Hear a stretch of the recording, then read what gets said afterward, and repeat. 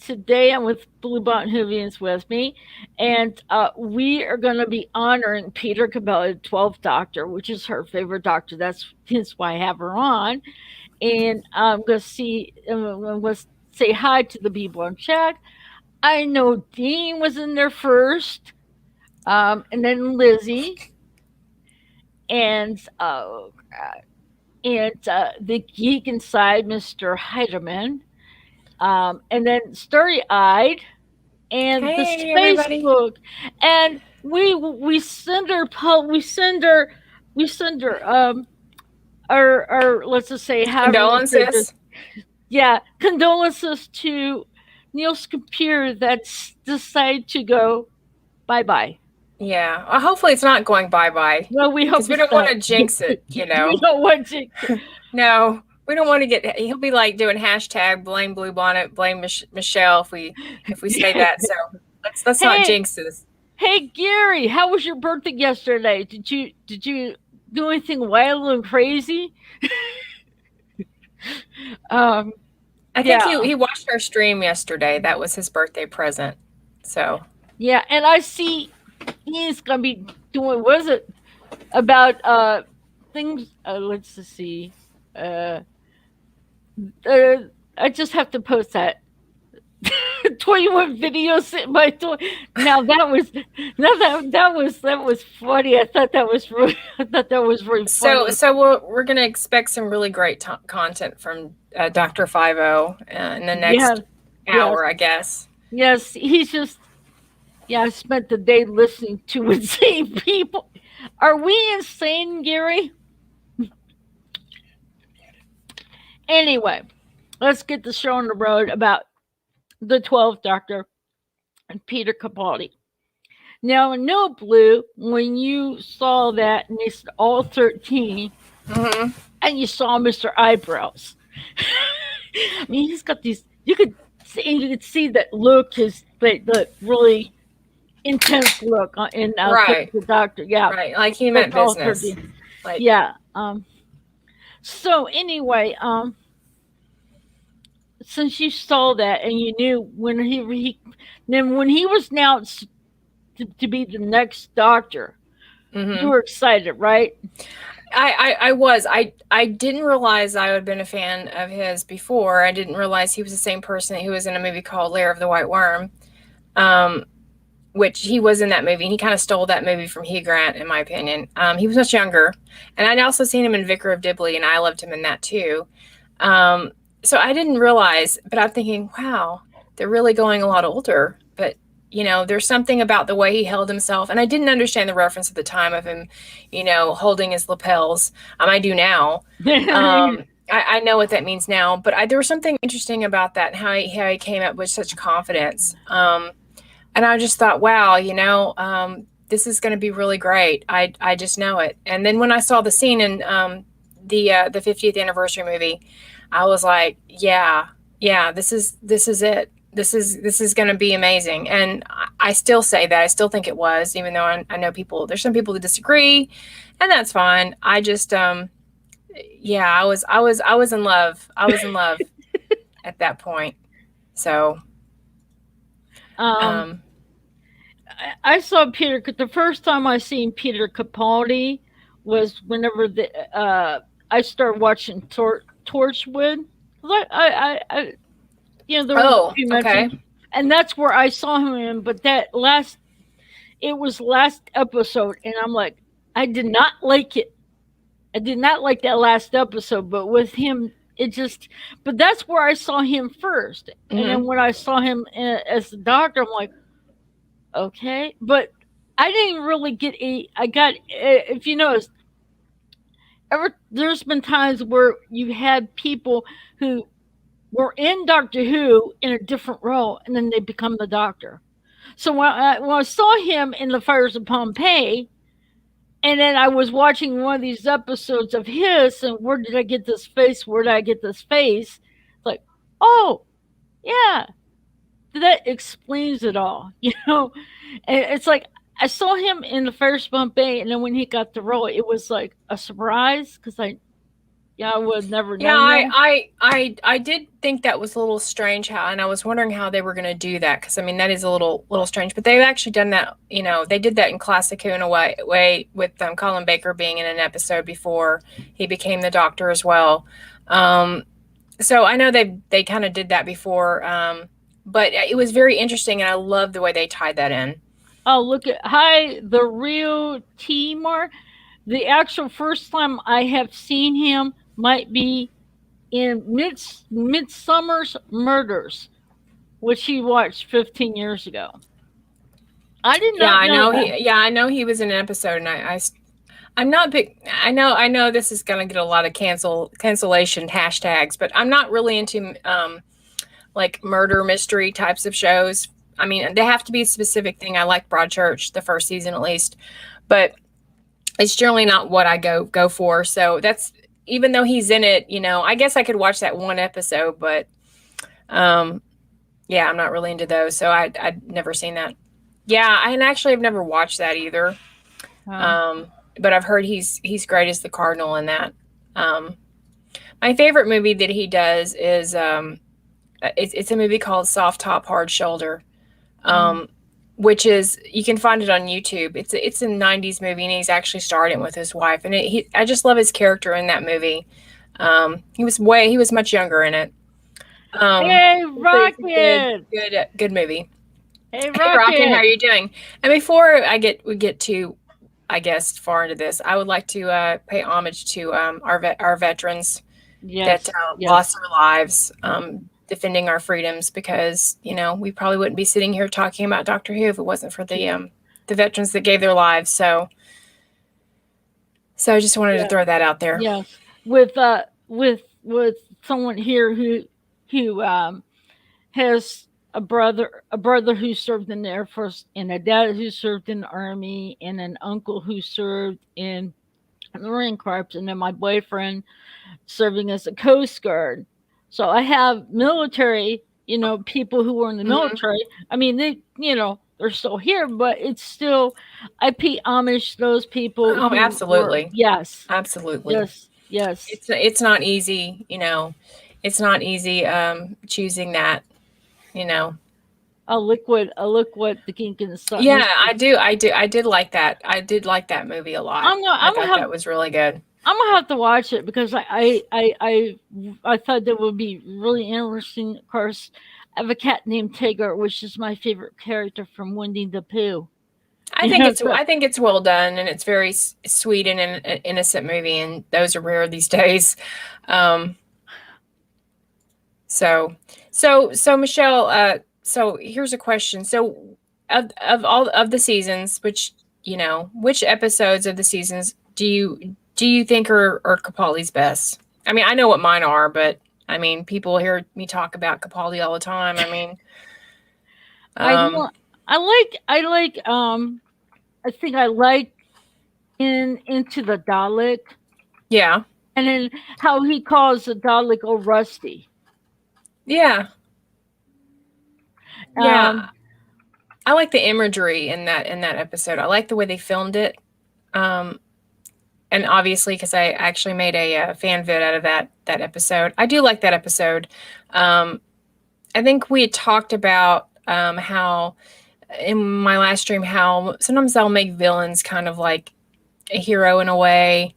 Um, although that Dalek was malfunctioning, I kind of can see why people may not like that episode as much because of that portion of it. Um, but yeah, I liked the scenes where he sees the Dalek and he's just like you know astonished, and they did that again with Eccleston, but yeah, before. But I like the imagery in that episode a lot. Um, I also another episode I Roba of Sherwood. yeah, It is kind of funny because it's like he believes that it cannot be they can't meet someone who's a fantasy character, and yeah, yeah. When he's fighting him on the you know on and the log and he's fighting him with a spoon. I you know when I first saw it, I was like okay, it's cute. It's kind of gets on my nerves, but I watched it, rewatched it when I bought the box set, the Peter Capaldi box set that they came out with, and I enjoyed it. I really enjoyed it because I wasn't being overly critical. Like when sometimes when a show first airs, you're just like you pick it apart more, Yeah. um, because your expectations are high. But yeah, You know, that's a good episode. I enjoyed that one as well. I like how Claire went to TARDIS and he was about ready to go in, and then Robin Hood, the guy, uh, it's just what he said to the doctor portraying to Clara. Hmm. He says, "You're her hero," Yeah, and I thought that was like very touching. Gary says they should have left the scene in Robots of Sherwood that revealed that the sheriff was Robot himself. Um, yeah. yeah, Yeah, I would have liked to seen that actually. I think that would have added something. Yeah. I enjoy it. Yeah, it's a fun episode and I don't think every Doctor Who episode needs to be like a serious episode. I enjoy it. The guy that actually played Robin was a little annoying though. I mean, I yeah. kind of could relate with the 12th Doctor on that cuz I wanted him to shut up. uh, It's like he seemed to be a little bit of a, kind of a full of himself personality a little bit. yeah. Another one I do really like, and I like the song that's on it, and it's called "Mummy on the Orient Express." Yeah. And the song that Right. that woman was singing, Uh-huh. I never knew that was a Queen song. Yeah. See what I've learned. I Yeah. didn't even know "Under Pressure" was a Queen song. When there's certain things I didn't know that had Queen. I only thing I know was the Highlander. That I was only know the Prince of the Universe. I knew that was Queen. But then this song that was sung in the Mummy of the Orient Express was one of Queen's. But the reason why I liked it is towards the end, where this mummy was coming after him, and just the speech he was giving to that mummy, and he knew that mummy was a soldier, and it's just Yeah. I think it was. The way that he would figure things out in episodes was so um they kind of did that in the classic series, but I think with him it was so different than the other doctors in a way. Um so there was times that I had to rewatch episodes because I wanted to see the moment where he kind of like started figuring it out, and that to me is why for me they have a lot of rewatch value, um, and why I did really enjoy the first season. I really did. There's some in there. The caretaker is there's moments where it's really great, Oh, but that's not one of my favorites. But no, all the ones you've mentioned so far, I enjoyed yeah. quite a bit. But there's one episode I thought was like kind of stupid. Was the Mummy two-parter? The Mummy, you know the Oh, you're talking about in season 10? yeah the two-parter with the mummies, and I'm like I thought it was. I think I don't know. It's hard to explain whether it was the first one or both of them, but the second part was just like, oh my god, You're talking about extremists, and you're talking yeah, about the pyramid yeah, of the end of the world. I mean, it yeah. kind of, yeah. They're side by I, side. I I like those because I'll tell you why. I don't like every aspect. I didn't like the fact that the end it was, it's Bill's mom and she's got to, she's going to help everybody, and that was dumb. But I what I thought was interesting and what I thought very 1984 about this. If you've ever read the book 1984 by why is the name escaping me? George Orwell. Sorry, yeah got yeah. it now. See, George Orwell. They're changing history. They're changing things, oh and yeah, yeah, I think that extremists and the pyramid at the end of the world is very today. Um, and I think that needed to be said. he said. Gary Yeah, says, "Are you talking about the three-part monk story?" yeah, they look like mummies. I mean, I Yeah. knew what she meant. Yeah, they look like mummies. But the one thing didn't like part I liked is where she sat down there and have this mummy, and and the doctor wanted to stop her from doing it. And it was because of her positive thought of her mom. All the pictures that he gave her of her mother, because he went back and got those pictures, Right. He it took just, those pictures. yeah. And, oh, by the way, Gary says Time Heist is underrated episode. I agree. Yeah. And Yeah, great first season episode. here's Peter Capaldi has actually read 1984. Yeah, Starry had sent me a private message, and she said that, and I would love to hear that, because I love that book. That book is very depressing, but it kind of made me happy hearing Peter Capaldi narrate it. So I guess it's now if you had, it's kind of like, okay, here we go. If Paul McGann would read it, how would you react? I'd like it too, but it's Peter Capaldi, so Yeah. I'm gonna. He's always gonna win out. I mean, it's Peter Capaldi, but Well, but back to your point about how the positivity, I got that. I just think that that's an easy trope sometimes that Moffat threw out there, but I will say there's some great scenes in that, especially there's the scene. I think it's Oxygen, or maybe it's I need to rewatch it, but. It's where he's standing and he's leaning over and he's laughing, and the way he's looking, it looks very much like Tom Baker.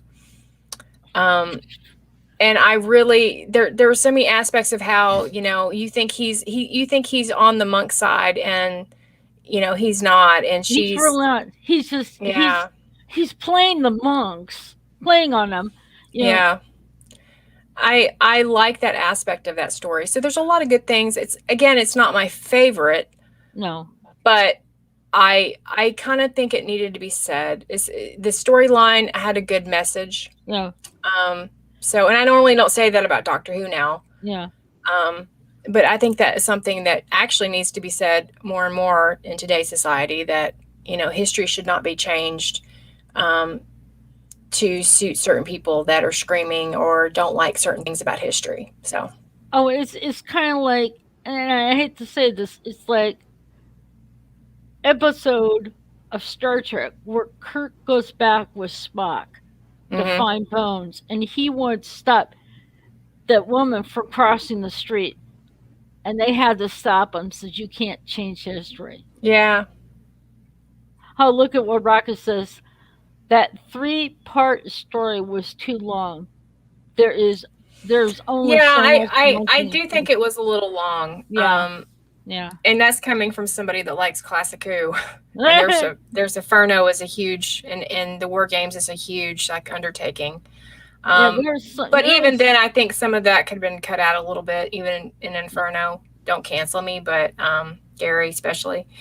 But yeah, I think there's some filler in that. I agree. I haven't read the book 1984, but I've heard a lot about it. It's not happy reading, especially right now. I mean, it's not a book that you just want to just go, oh yeah, I need a nice happy read today. No, that would be the last of the. But it is. It's probably more chilling now. I think I read it, back 20 years ago. But definitely worth the read, and if you haven't. If you don't want to, read it, buy the Peter Capaldi version. Listen to that. Mr. Hyde said it's on City on the Edge of Forever. Yeah, it is a good episode. That was the episode. Yeah, it is a great episode. I know this about Doctor Who, but when we were talking about the monks, how they changed history, it makes you think about. Here's an episode that was in their sci-fi one, where Carrick wanted to save this woman from Edith Keeler, I think it's her name. Yeah, crossing the street, and they were trying. I don't know if it was Bones or Spock that stopped. It's been a while since I've watched that one, but I haven't. It's been a while too, but it's just remember them holding back, and you can see how it upset him because he fell in love with her. Yeah. Yeah. So okay. So in season 1, you would say you're. Let's go. I've got IMDb up because I'm not. I do know the titles, but it's nice to have it in front of me. So you love Into the Dalek, Robert of Sherwood, Yeah. Mummy on the Orient Express. Any But others yeah. in that season that you can remember? I Uh, mean, I can read them off if you want. I get Rip here. Okay. Um. Mm, uh. The way I look at, I know that maybe this may be strange, but in the forest of the night, Okay. because I mean, there's a lot, but it's this little girl, this girl, the sheep that something about her, just, and it seems like there's a nurse. If you look in caretaker, Mm-hmm. he takes this, he takes this, and then whenever you see Kill the Moon, she takes this Claire and the girl with him, you Yeah. know.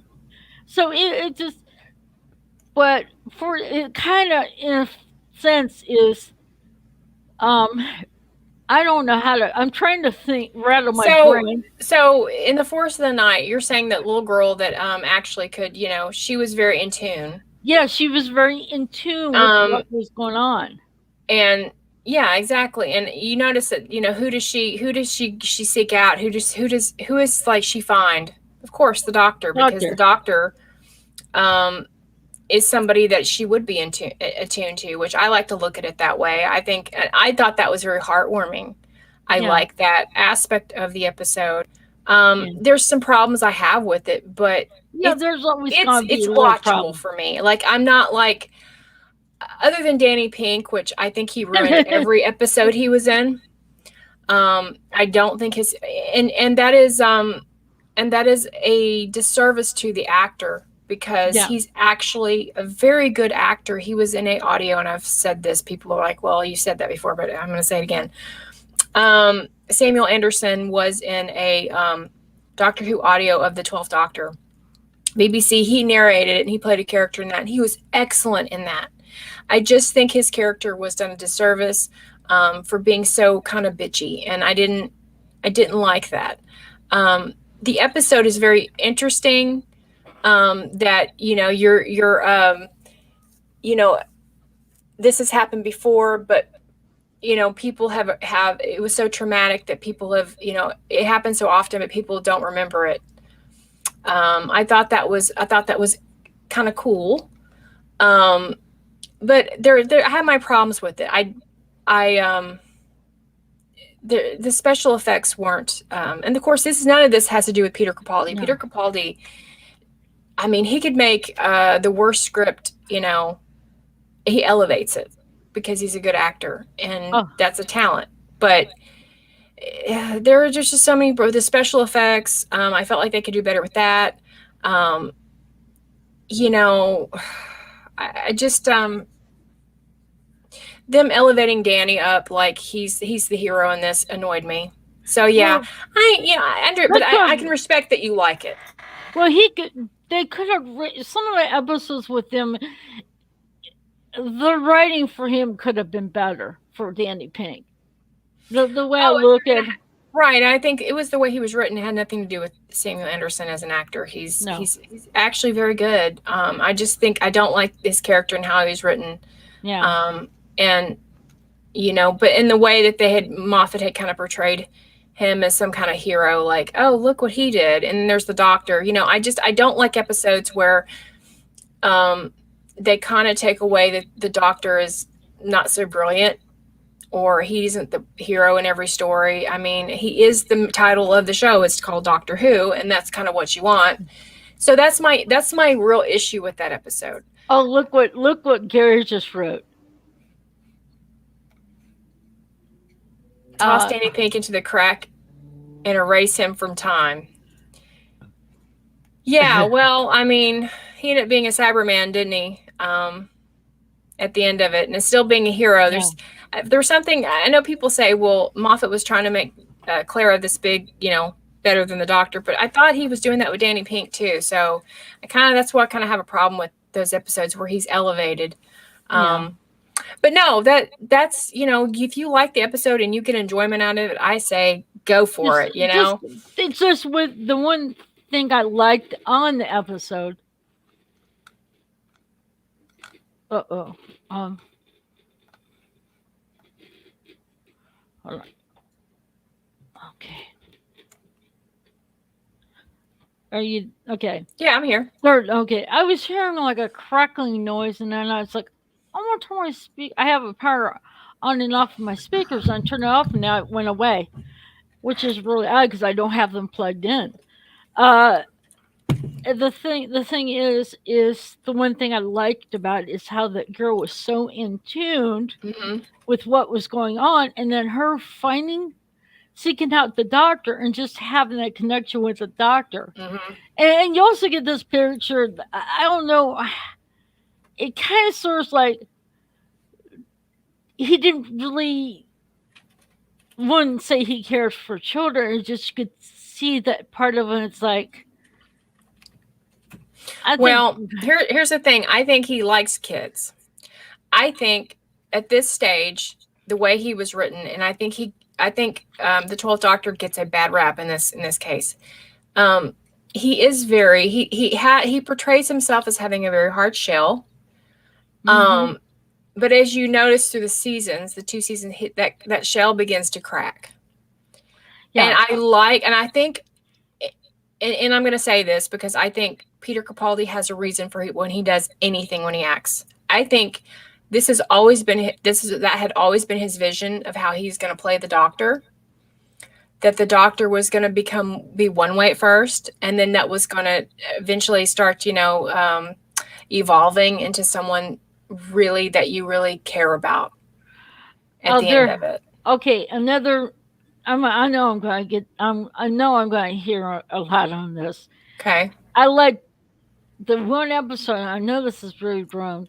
I like the Return of Dr Mysterio. I like that one. I thought that was kind of neat because the kid swallows this pill that was for something else of the doctors, and he just swallowed. Thought that's what the So doctor wanted him to so do. so you see that there's a difference. Okay, so let's go back to your other point because Yeah. I want to steer this in this direction. Okay. You see how in the first season how he was in one way with kids.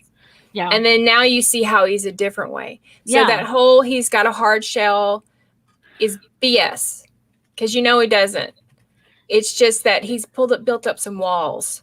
And so I think originally, I think that was Peter Capaldi's vision for how the Doctor should be portrayed and how he grows as an individual.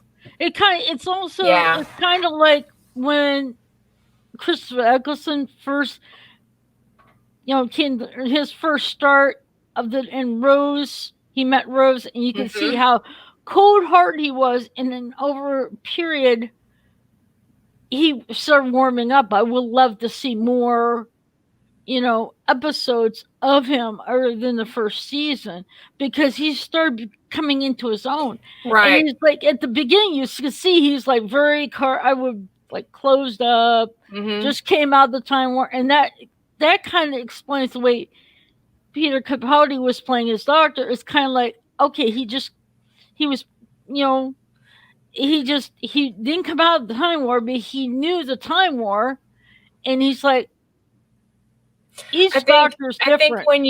I think when you've lived so long that you do have, traumatic experiences Right. that Yeah. and whatever, every regeneration is different. But I Yeah. do like the way there was growth there. I enjoy the grumpy doctor. I do, but I like all sides. He's very layered. Um, and Yeah. he needs to master at doing that, making people, he gets them in and then you start feeling for this because it's like you grow with him. And so, yeah, that's why I was using the connection of, okay, so you like Dr. Mysterio. Now you see, like how he treated that kid over. And I think he really does like kids. I just think that, and I thought it was very heartwarming how he did in the kid and Dr. Mysterio. I think that was something magical about that. I'm not a huge Yeah. fan of that episode. No. But there's moments in it when Yeah. he was talking about River that it's amazing. Oh yeah, Um, that right there, the end. But it was Nigel that was saying it instead of the way Peter left. 12th Doctor left.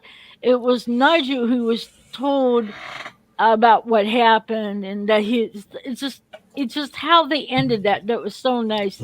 Oh, and Hip Rocket says yeah, Capaldi's doctor was far better when he was with Bill than with Claire, but it must have been hard for him trying to. Hey, y- the thing of it is when I've watched, was it Deep Breath? hmm It was kind of funny because he's trying to afterwards, when he was trying to figure out who he was, what he was.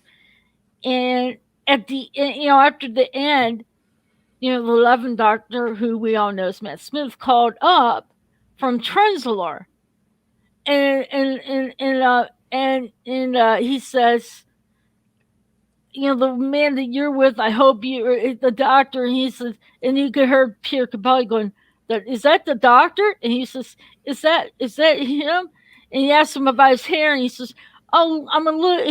He's kind of a little gray. He says, "Oh, please tell me I didn't get old."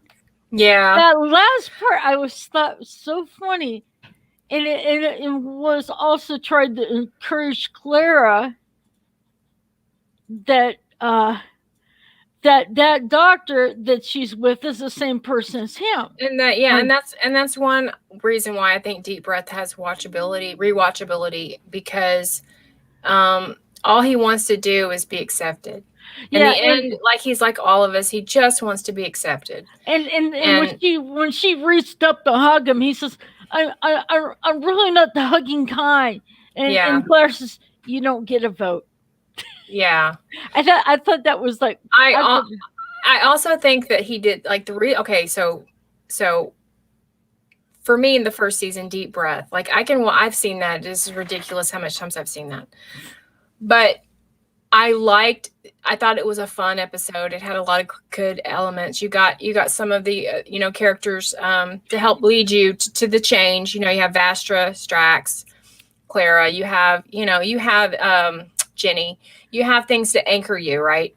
yeah, From what you've seen the previous Doctor regenerate. So you have anchors, which is yeah. always important, and I think that's a good thing for them to do. And Um, plus Kara got a shock when she saw, you know, Matt Smith with the 11th Doctor regenerating and this new Doctor. And at the end of Matt Smith's, the last episode, after mhm, he regenerated, he looked at me and says, "Kidneys! I got kidneys!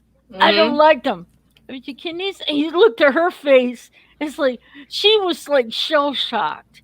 And, Yeah. and, and it's like she was also trying to figure out, okay, Well, you I think know, she knew about regeneration. I just think that it was shock to her because when Vastra kind of held her to the fire on that, which I love that scene because there was some truth to that a little bit, and I think that she had to look at herself and go, yeah, maybe I am doing that. So I love that scene, and I know a lot of people like it because they don't like Clara, and they're just like, okay, she got bitch slap, but I like it because sometimes you have to look at yourself in the mirror and you have to see, oh, some hard truths about yourself.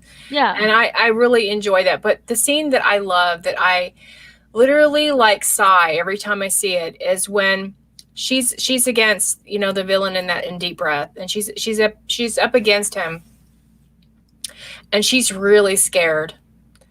And at this point she thought the doctor has left her, and she puts her hand back, please say that I'm right, please tell me that he will be behind, you'll be behind me. And then when he rips that skin mask off and that music starts, I'm like, oh boy, you're the doctor. I already knew it, but it was just like, and I still like get chills every time I see that scene. And that is why I love that episode, because yes, you thought, you would, first of all, I knew he wouldn't just leave Clara, you know no, but she kind of thought it. but yeah, but it just shows that he's got that in that little seventh doctor thing there, little seventh in that. Um, and I love that. Now I understand. At the time, I wasn't looking at it that way, but now that I watch it now, I see seven in there. Um, when he does that, and to me, and then the end when he like, you don't know if he pushed the villain or he jumped, and that look on his face, also seven. So yeah, there's so many reasons why I love that, and I can rewatch that so many times. So for me, my favorites episodes from the first seasons are that deep breath. I love Into the Dalek. I like Robert of Sherwood. I wouldn't say it's like my favorite, but I enjoy it. Mm-hmm. Listen, because it's so deep. It's not just your typical Doctor Who episode, even though a lot of people have problems with Clara, visiting the Yeah. Doctor. Yeah. Time Heist, and I think we reviewed that. Yes, we did. Um, Mummy on the Orient Express, Flatline. And I do have a love for Dark Water and Death in Heaven in parts. I think there's a lot of issues with it, but I do enjoy those. I wouldn't put that in my, top 10, but yeah, so those are mine. So I like it whenever what was it was it's Hell Bent, right? That we're talking.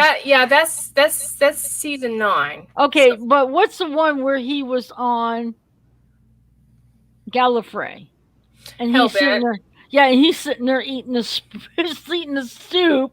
Yeah, that look on his face, like I have 0 F's to give, and I'm gonna, I'm gonna take you all down.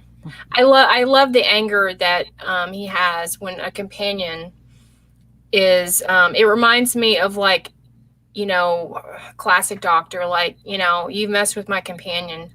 You've hurt me, and it's like what he said to me and I hate to say a Shilder. When I say me, I don't mean me. If you've watched the show, y'all watch the show. But me, what he said to me in Face the Raven, you'll find the universe is very small when I'm angry with you. I thought that was a brilliant scene, and so. Rocket says his second favorite New Who Doctor was Capaldi.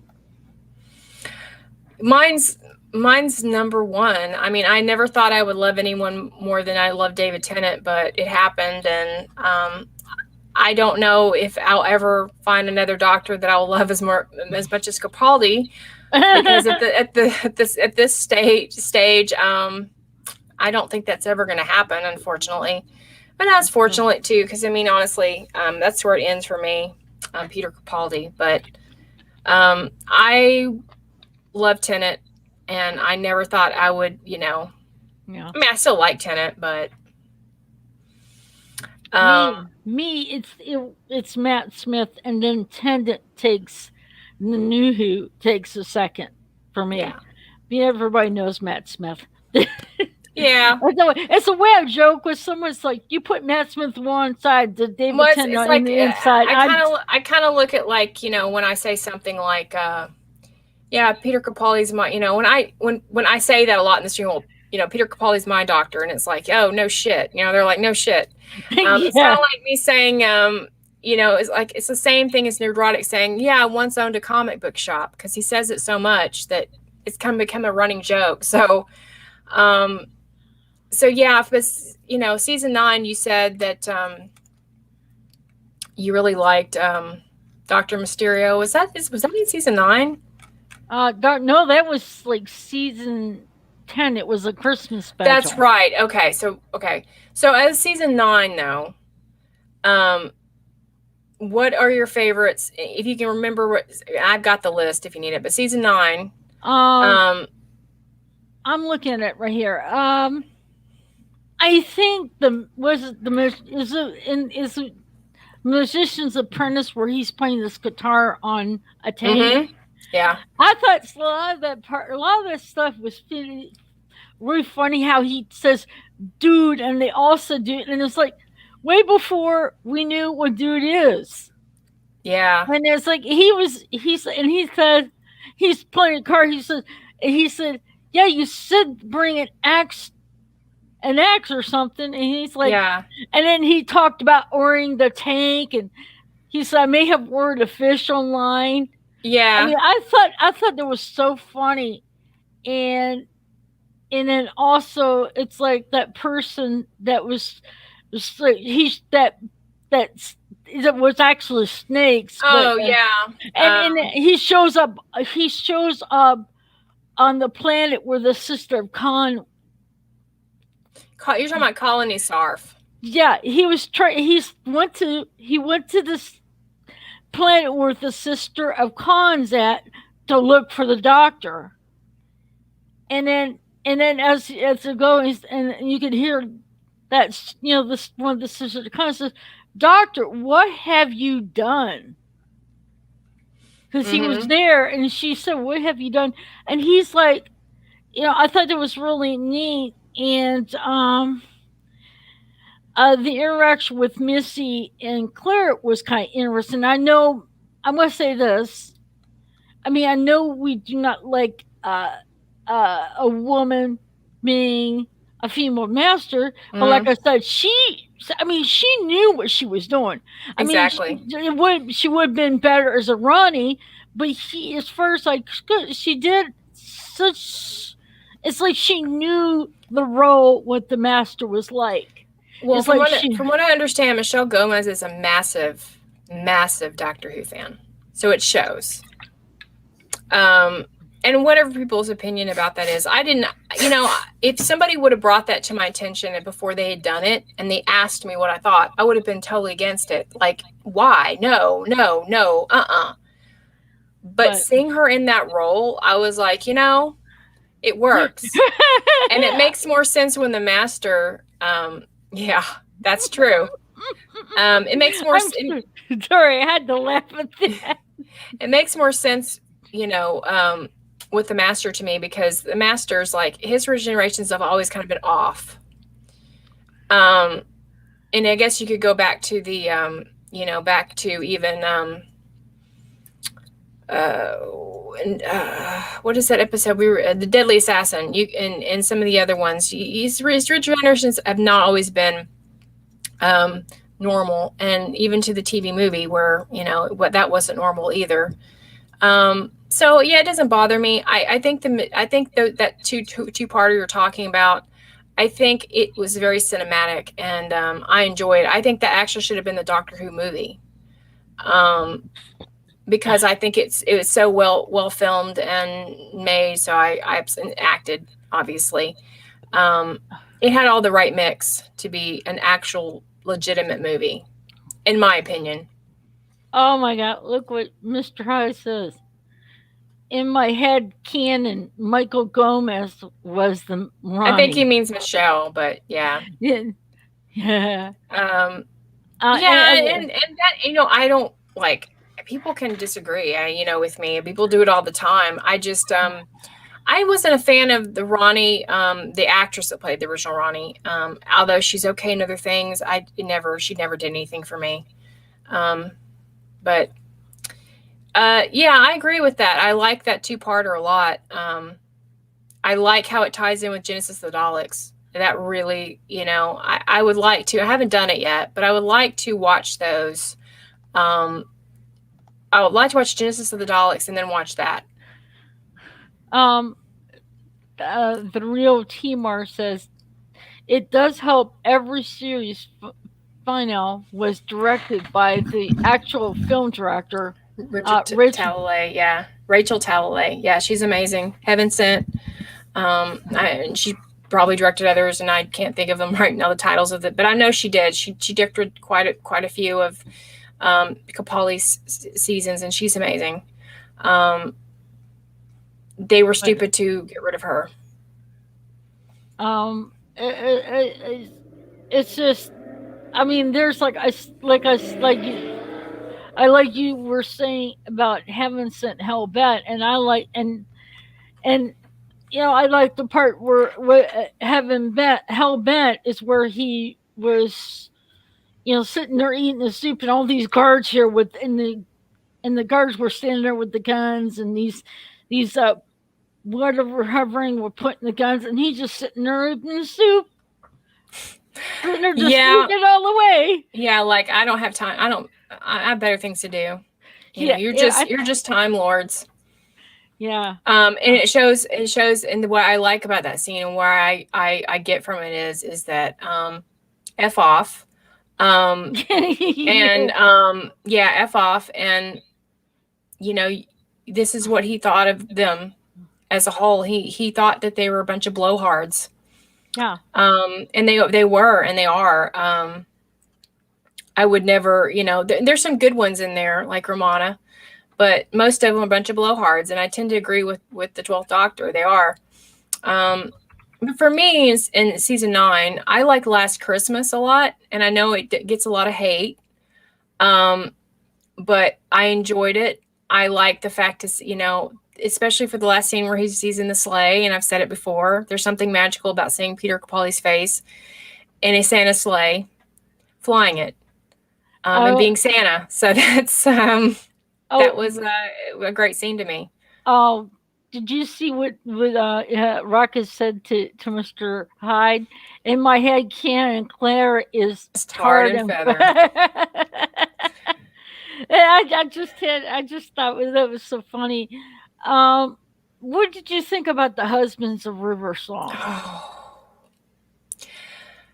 I love and adore that episode.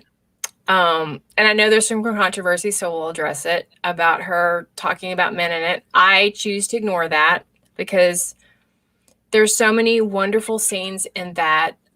So much great comedy. Yeah, oh Um, yes, it is. Yes, um, there is. and the last scene is the most beautiful scene I've ever Oh, seen this the last scene in was so. Doctor Who. Um, But you know, what, I'm sorry for interrupting. You all have seen the one with David Tennant, and at the end, where River Song handcuffed him, and he's like, "Where'd you get?" And he's like saying, he wanted to do it, and she says, "Not," she spoke, and she said, "You'll see me again. You showed up with a haircut and a new suit, and you took me mhm. to drone." And it's like when they did the episode, they did that slide part where Yeah, he was there, and it just tied in they with that tied episode. in they tied one with the Silence of the Library, and Oh, that was that kind of brings tears to your eyes. it It really does. does. And the fact that she thought that was their last night, but it ended up being 27 years. Yeah. And Oh, so to me, I love seeing him and River together. I wish we had more of it. I actually prefer him yeah, with River because they seem more equally matched. yeah. And the person they have playing who played River, she was really good. I Yeah, I like really Alex Kingston.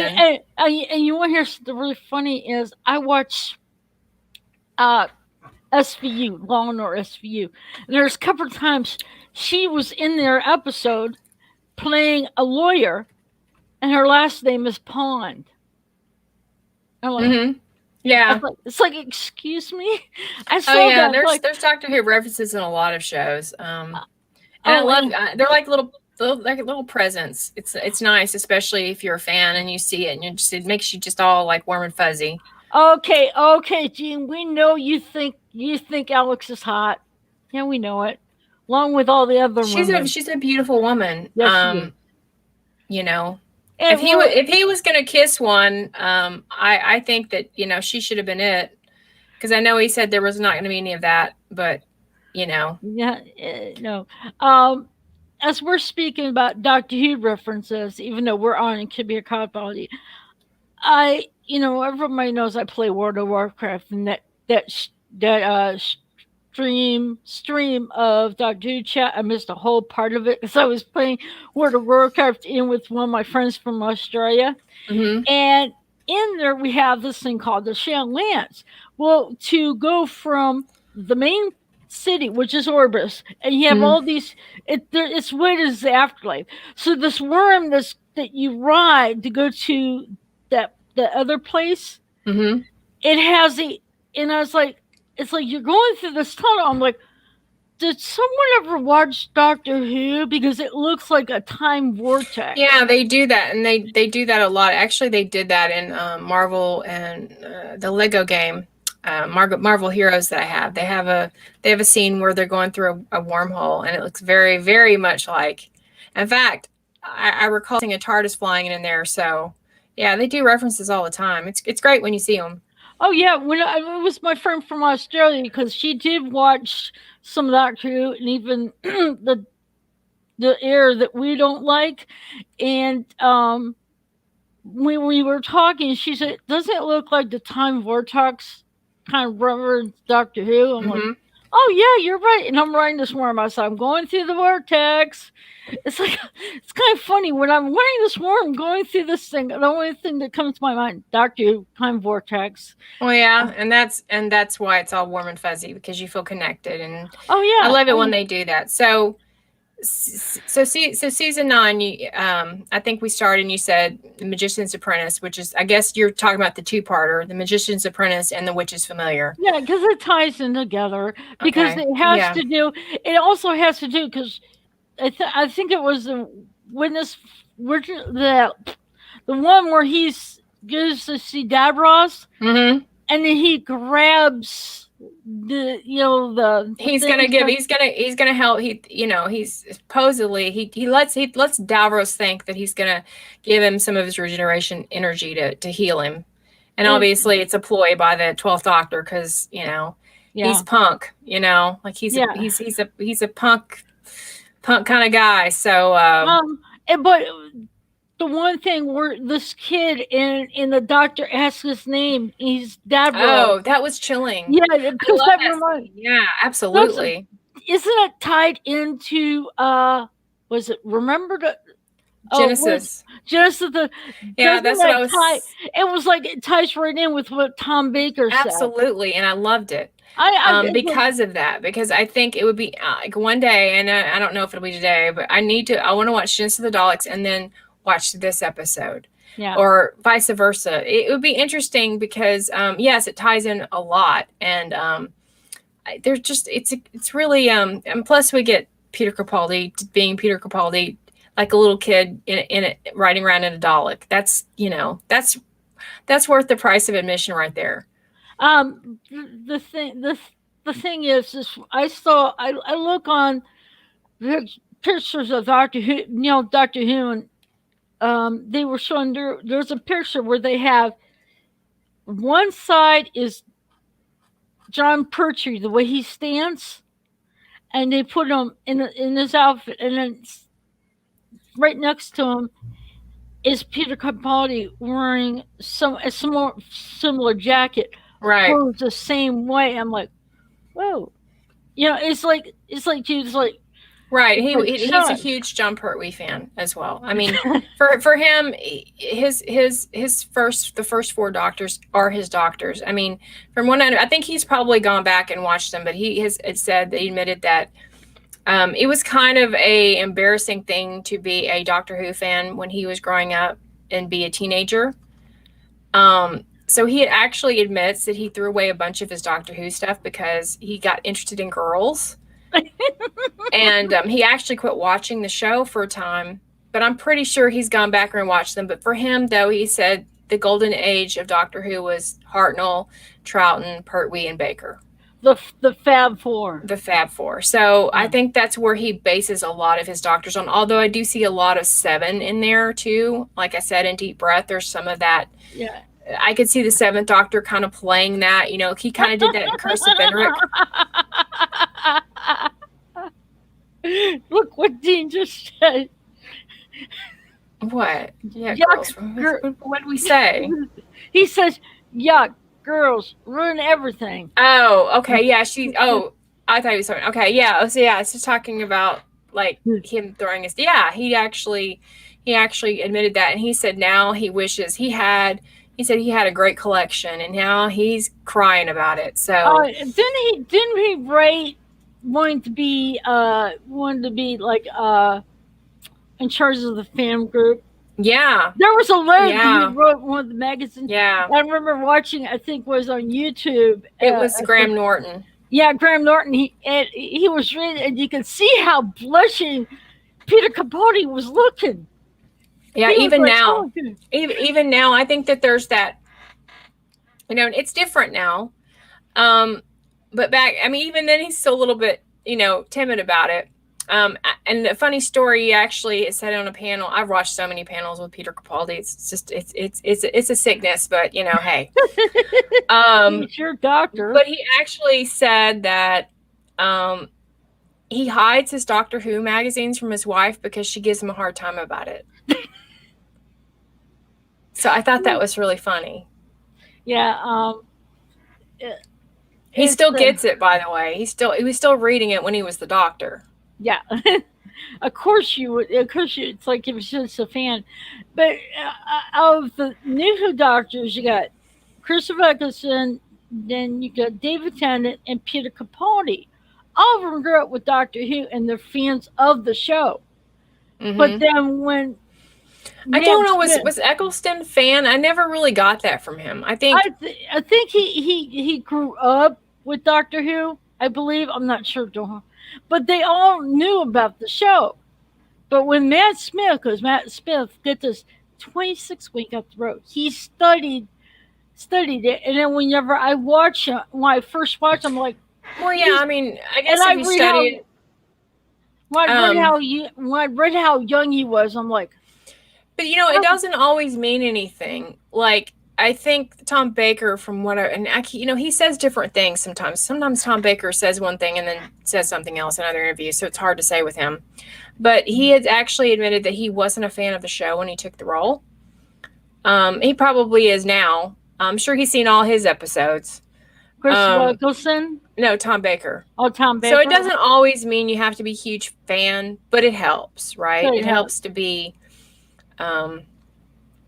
Helps to be. But yeah, I love his enthusiasm for the show. He was a great ambassador for Doctor Who. I mean, hands down, he's all of them really. I mean, yes, they're all really, all the doctors, Tom Baker as well. They're all really good ambassadors, but I think Peter Capaldi has that.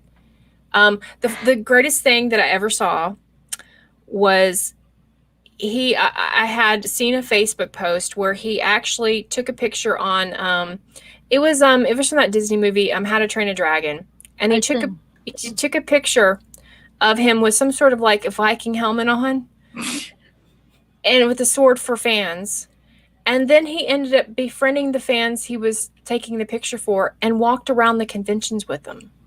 Now that to me, I would have a heart attack. They would have to take me to the ER.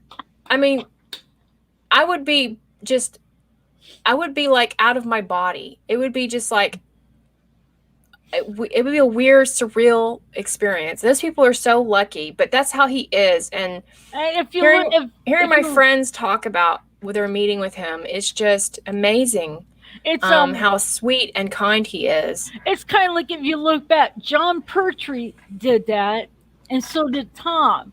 Going out dressed as the Doctor, not the Viking, but dressed as the Doctor, going out and meeting the fans.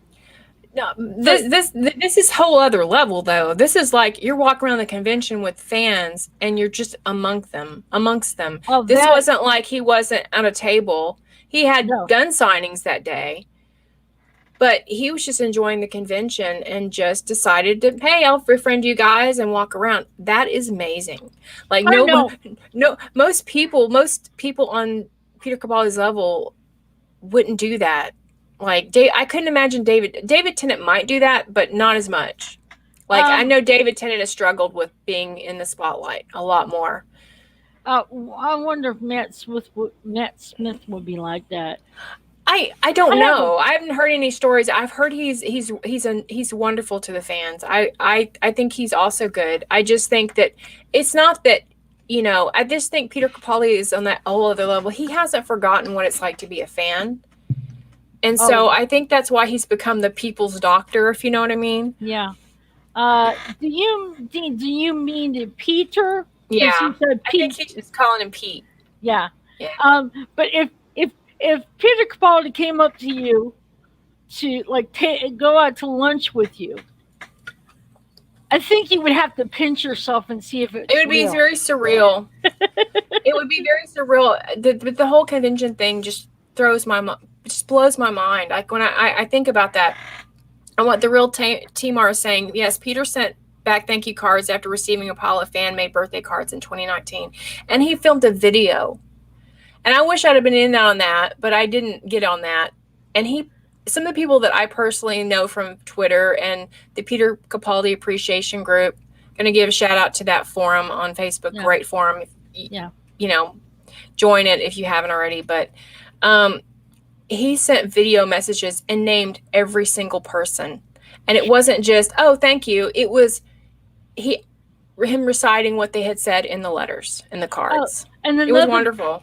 Another actor, and Dean just mentioned it. Yeah. Keanu Reeves, I've watched. He'll give up he is out there. He'll ride. He'll give up the seat to some. He takes public transportation. Doesn't have his own. Doesn't drive to work. He'll take public transportation. And I've heard of things that he's done for people, and yeah, just, he's a type. And it's like just like Peter Capaldi. He's like he made it this far, but he doesn't let it go to his head. No, and like I said, he's going to be in the Suicide Squad, and I guarantee he's the same person. It didn't. There's some people it won't change. There's people that it does change. I just don't see him changing. For that. In fact, it was weird. I saw a picture on Twitter. His character is wearing his wedding ring. He will not take his wedding ring off, and that is endearing. Yeah. So the actual character is wearing a wedding ring. Would you go watch that movie? Oh, absolutely, I'm going to watch that movie. So when I seen from the trailer, like he owns the movie. He makes them all look bad in it. But I'm still going to watch it for him. I did like the first Suicide Squad. I know, #cancel Blue Bonnet. I did enjoy the first Suicide Squad movie. I'm sorry. I like Joe Kinnaman. I think Margot Robbie does a great Harley Quinn. I love Harley Quinn anyway. I enjoyed it. It's not the best movie, but I enjoyed it. So yes, I'll be watching it. So okay, is there some episodes of him that you just thought was lousy, even though they were lousy, still able to pull them out? Is there some stories that you thought were like, Oh, I mean, there's bad ones. Sleep No More. The only good reason why is to watch that episode is to see him just look at the camera like with that look on his face, like, what am I doing in this episode? Because you can tell he doesn't like it, but he's kind of making it. He makes it interesting when he's looking at the camera and he's talking to the camera. That is very entertaining. It's not a good episode. It's a horrible episode. It's still loads better than what we're getting now. Oh, it's a masterpiece compared, but that is probably my least favorite episode. I can pretty much watch anything. I can even watch Kill the Moon, even though at the end the moon turns into some kind of creature and flies off. I'd rather watch that on loop. Compared to what's on now. Yeah, that's what now. But I think Sleep No More is the worst. And it's got a pretty low rating too. It's not, but he makes it entertaining. Yeah, that's what I'm saying. Is a lot of these episodes are like, horrible writing, not really exciting. But then you watch it, he just pulls it off. He could take some episode that's not written really well, that's kind of stupid, and just make it his own. I know that he's kind of gone to bat for the fans behind the scenes on certain episodes he didn't think that needed to be. And I appreciate that because I think he has a good perspective. Yes, Margaret Wright. Oh, she's beautiful. She's absolutely gorgeous, that woman. She's too gorgeous to even live, It's like she's one of those like, oh God, she's so pretty she makes me sick, It's one of those. But I can recognize she's pretty. But Mark, yeah. And she said, by the way, actually she had said that Peter they hang out a lot, and she said he is the sweetest person. So there you go. Like I was reading what Lizzie said, you can watch PC film in this bathroom.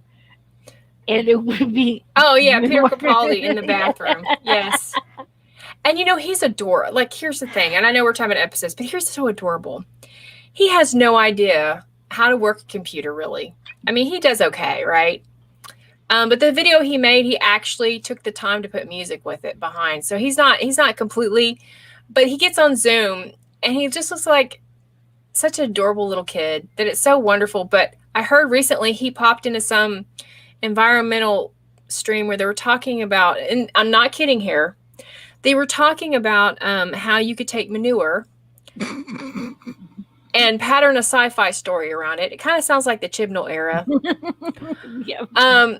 But he kind of popped in, and I guess he apparently was looking for something else, and he accidentally popped in. So can you imagine you're doing a Zoom meeting or a Zoom class, and here's Peter Capaldi, who played the Doctor, pop into your stream when you're talking about how to make manure, like an episode surrounding how to use recycled manure in a plot. This stuff just writes itself. No, but speaking about, and like you said, he does not know how to use a computer. Get this, David Tennant does not know anything about Twitter, Snapchat. I've watched YouTube where they're trying to, and he's like totally clueless as well.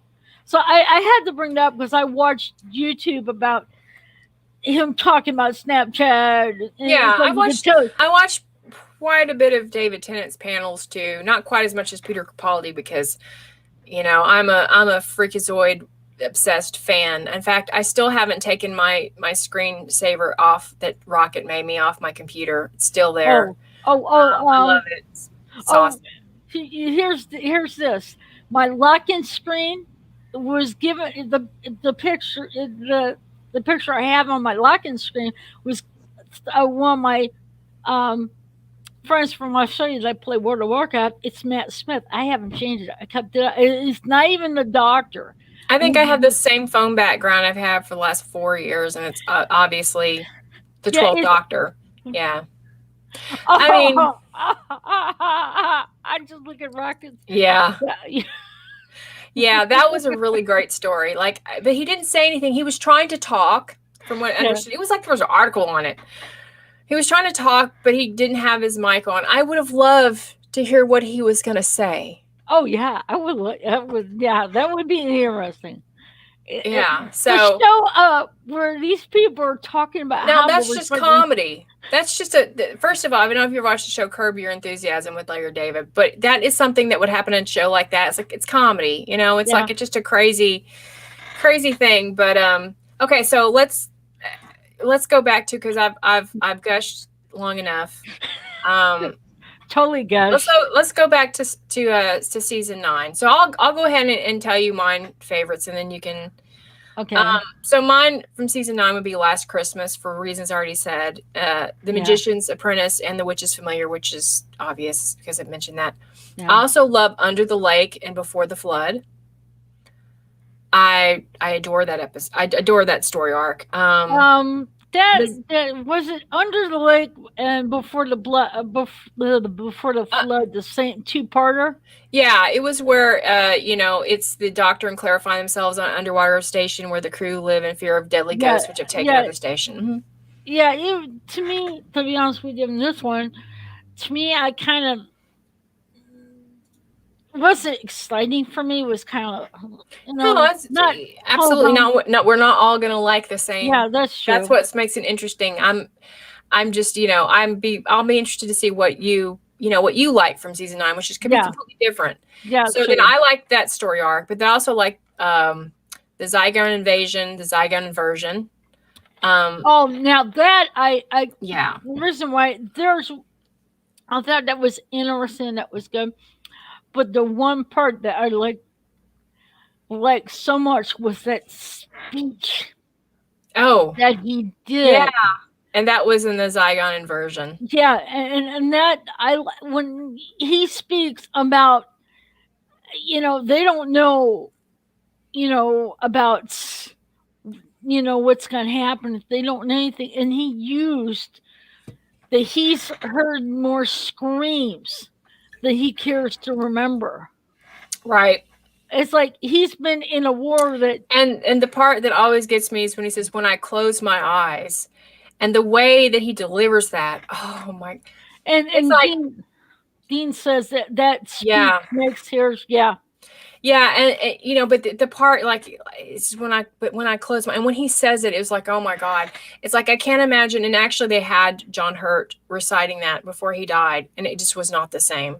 no And it's I love not John Hurt. John Hurt was a great war yeah doctor, but yeah, that's just the emotion, the raw emotion. It's like at yeah that point when I heard him say that, I was like, "You're too good for Doctor Who," and I love Doctor Who, but I was like, "You're almost too good for Doctor Who," because they don't. They're getting a deal. They're getting a deal. They have yeah this finely trained actor that's really. and Oh, it it is just amazing. I mean, talking about speeches and look at the speech uh for the Pandora opens with mm-hmm. Matt Smith. Oh my god, I'm sorry, it's just and I've heard like Sylvester McCoy and Paul McGann reading the same speech. It's not the same. It's not. There's certain people But that can get away with certain things, that they can bring something. John Hurt is a brilliant actor. I actually he's in the movie 1984, which we talked about as yeah, well. He plays Winston, but great actor. I love him. He yeah, was, rest in peace, but yeah. he was good, but it was like It I don't think wasn't I would even like that if Matt Smith wrote it or Paul McGann. It just uh, wouldn't be the the same. same. Yeah, it's just like I like now Sylvester McCoy when he read that speech. He gave a good twist on it, but it just Hmm. did not make the impact like it did when Matt did. Matt has some of the episodes like uh oh god, what's that the Rings of Akatan, I think Yeah. that's right. And he does that speech in front of this big fiery ball and it's a, oh my god, I just make my hair stand up on edge and he and even him and Peter Capaldi when they do these speeches, like, you could feel the raw Yeah, raw emotion. emotions is a sign of a good actor when they can make those feelings come out in you. In fact, it's very hard for me to watch that episode.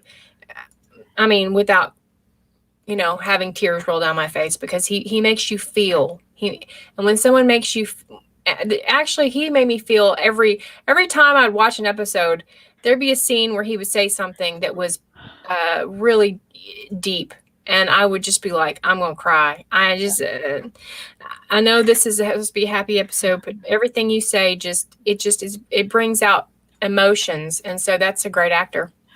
Dean says it's a speech that every soldier can relate to. Oh, That absolutely. that is Yeah. definitely for sure. That so, but I do like that. But the one that stands out the most that makes that episodes memorable is that speech. Yeah, it It does. does. It's a great episode. Yeah. I say it's well acted. It's well written. It's interesting. Hmm. I don't really have a problem with this. I guess some people do, but I like it. I mean, maybe I'm a simple person, but I enjoyed it. I enjoyed season 9. I mean, I enjoyed again Face the Raven. Good episode. In Heaven Sent. I like Hellbent until the end. When she didn't she was flying around in a diner, and then that was Yeah. like it kind of Yeah. takes the impact of Heaven Sent away. But And of course how? the Husbands of River Song, which we'd already talked about. Okay. But the one thing I like about it is that he went back to instruct Clara.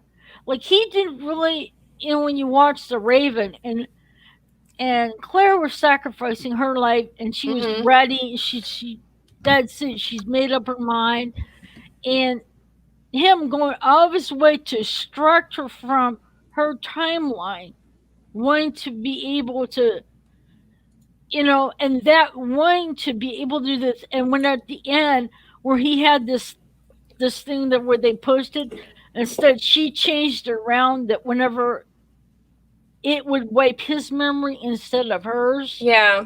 and how the way he did that when he was like he was going to fall out. Like, I just- I just think that although that was, I like the fact that he was going to save her. Like I like that. I yeah, just think that it kind of took away heaven sent and the sacrifice that she was making in a way, you know. And yeah, I think her character wasn't happy about it either.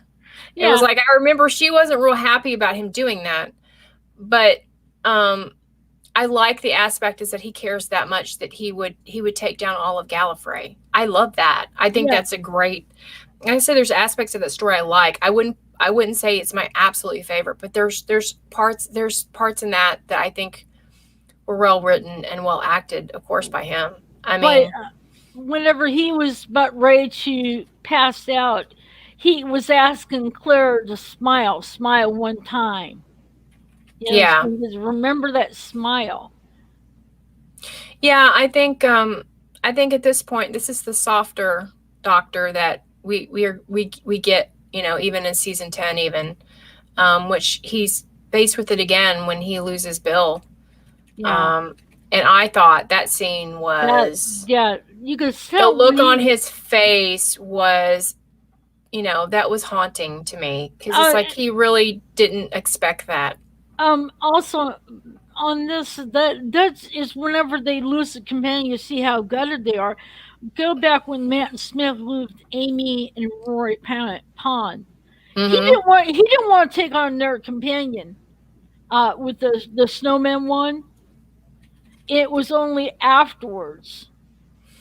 It was Yeah, only I afterwards. mean, I think that's the same with Bill. He didn't like in the pilot episode, he wanted to erase her memory, and it's going to go back to the Hellbent connection. But as far as him wanting to erase her memory, I like that scene because, And the way she mentioned yeah, it to him. like, how would you feel if that was done to you? And I thought that was a great scene. I liked that tie-in. Even though I kind of like, I wished the time, because I like Claire. I mean, and a lot of people don't. I see her journey. She's, for me, you know, Dark Water and Death in Heaven. That's kind of a that's a forgiveness episode, and I think the Doctor was forgiving her because she acted like such a horrible person to him. And I think that was him saying, okay, I forgive her now. And that was kind of the cue to the audience to say, okay, we should forgive her too. And it just didn't work that way. I just don't, maybe it was how it was just too, at this point, people were just mad. Yeah, And I don't necessarily blame them. There was the scene when into the dog when she slaps him and it's like, no, no, no, no, no, no, don't do no, that. no, no. Um, but I but the scene with Bill and him, him wanting, because he didn't want to take on it because he had lost Clara in a way. And He still and lost her, he still didn't want to have another companion. and then he had lost River. So I think series 10 pilot. I mean, there's parts in that episode I didn't like, but What about when it was looking on the desk and you see he's got two pictures. I right, forget. River and Susan.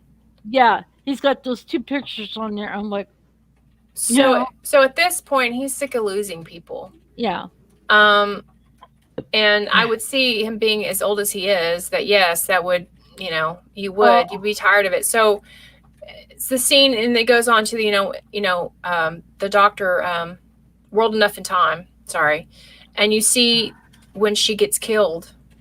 yeah, Um, you see the look on his face. It's like he didn't expect that, and he that was one reason didn't. why he was so hesitant of taking another companion because he just felt like he was tainted in a way.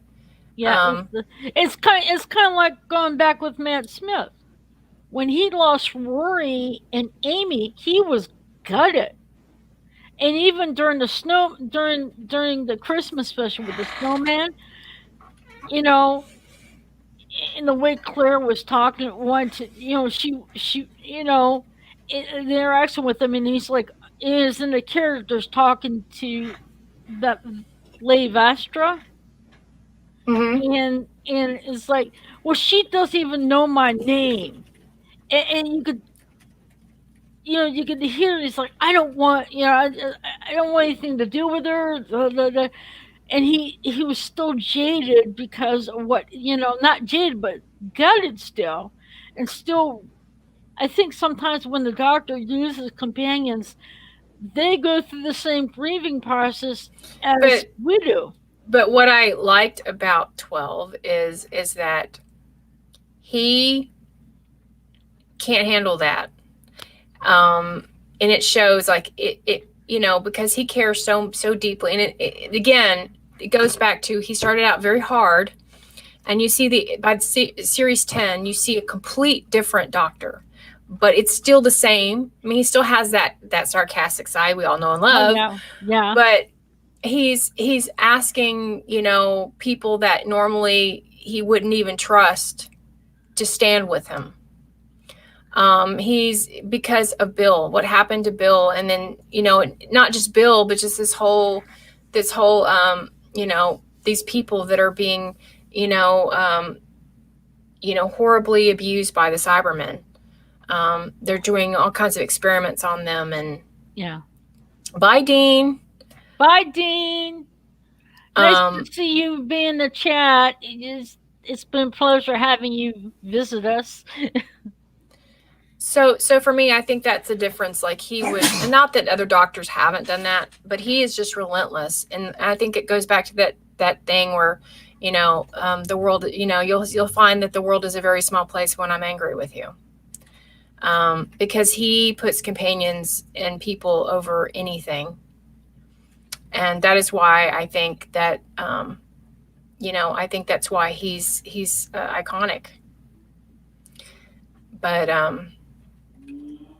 so, what did you think of Series 10? Did you like it, or did you feel Um, like it was not as good as Season 9? I think Season 9 is the best of the three, but I yeah, do enjoy Season 10, though. I do. season 10 was kind.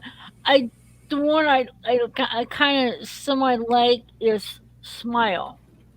Oh, I love that. I have the That was emoji. I have the emoji ornament. I love that episode. That episode's great. I love the aesthetics of that, and just other yeah. than Peter Capaldi, I like the way they filmed it. It's Oh, so yeah. sci-fi. It's so It's great. it's funny. And what I really like is a pilot where he meets Bill, Hmm. and how she's like, she's not even part of the university, but yet she keeps coming to his lectures. Right. Listen to him. And then when he gives her pictures of her mother that she has no memory of. I mean, he doesn't really have much, not memory, but kind of Hmm. misses her mom. And handing these pictures to her, and then you look Right. on her face, it's like, And she sees him in the mirror. He was taking the pictures. yeah. And just in looking at these pictures and then making that connection that this is, that memory now she'll be able to have, you know. Well, there's a fan theory going around, which I don't believe, but there was a fan theory going around for a while, in one of the forums, where they had a thought that, Bill was the doctor's daughter. In other words, he had met the mom and they had a relationship, which is bizarre. It's an interesting Okay. theory, Uh, but yeah. I think that would fly. I'm surprised they didn't do that, because I was kind of waiting for that I'm thinking, oh, I know what they're gonna do, and I would have been disappointed had they done that, to be honest. But it seemed that way a little bit when I saw him in the picture. I was like, He's probably I going really back. hope they don't go that way, but they didn't. But Yeah, that's a fan theory that's been going around for a few years now, that because he was going he's back. He that was Bill taking is the his picture. daughter. Yeah, Oh my god. Mm-mm. you haven't heard that one? No, Well, I I must be. haven't. Where I, think, where's she going on the internet? But There's a fan theory going around that Chimno is a good writer, yeah. Well, but we we have no proof of you it. know we have more No. proof that he's a shit writer, and Yeah. Um. Now so there's season 10 is is not quite as good in my opinion No, I agree with you. but you know what? I do enjoy it though. I do like Bill. I like Bill as the companion. Yeah, Bill, Um, she was more stable. She was more down to earth type. Like nothing really. It's like to her, it's like everything's new. for me, the standout episodes in that are Pilot, Smile. Thin Ice is was interesting. I like that one. I thought the Monk series was okay. I enjoyed it. I wouldn't call it. Those are my favorites. There's scenes I love in it. Yeah. I liked, but you know this the ones that really stand out is World Enough in Time and The Doctor Falls. Uh, I thought those were really great, very creepy episodes, and I liked the way that they filmed that in the scene in the hospital. And when he finds out that you know um, it's Mondas and they're like they're experimenting, and I just thought that the scenes were like he's not in the same like he's on the bottom level and she's on the top and time's going in a different rate. I thought that was really interesting and cool. I like the way the Cybermen look, obviously. I love that they brought that back. I think that they should have listened to Peter Capaldi much more than they did. And it's also directed by Rachel Talalay, which somebody had mentioned, that's why it's brilliant. but there's one episode of 10 was that we all of us probably can agree on was the last episode, Twice Upon a Time, and how they portrayed. Now, if you look at the era that Hartnell grew up, that was basically the way that era was. But when you watch some of his episodes, he never played the Doctor that way. So right. when you watch it, it's like this. Well, we can say this. That technically wasn't series 10. Oh, what was that? It was series 11 because that was the regeneration episode. Oh. So we can still blame it on Chibnall. We could still blame because it on Chibnall didn't want to film a Christmas episode. So and there we go. And I think season 11 sucks. I believe 11 sucks. But the thing is the way, since he didn't write the story and Moffat was they wanted one, and it seems like I think Moffat was forced to write it. There's some great. I will say this: there are some great speeches in that. Oh yeah. And the scene on the with the soldiers. I mean, we're talking about that today. I mean, that was a beautiful scene. That was yeah.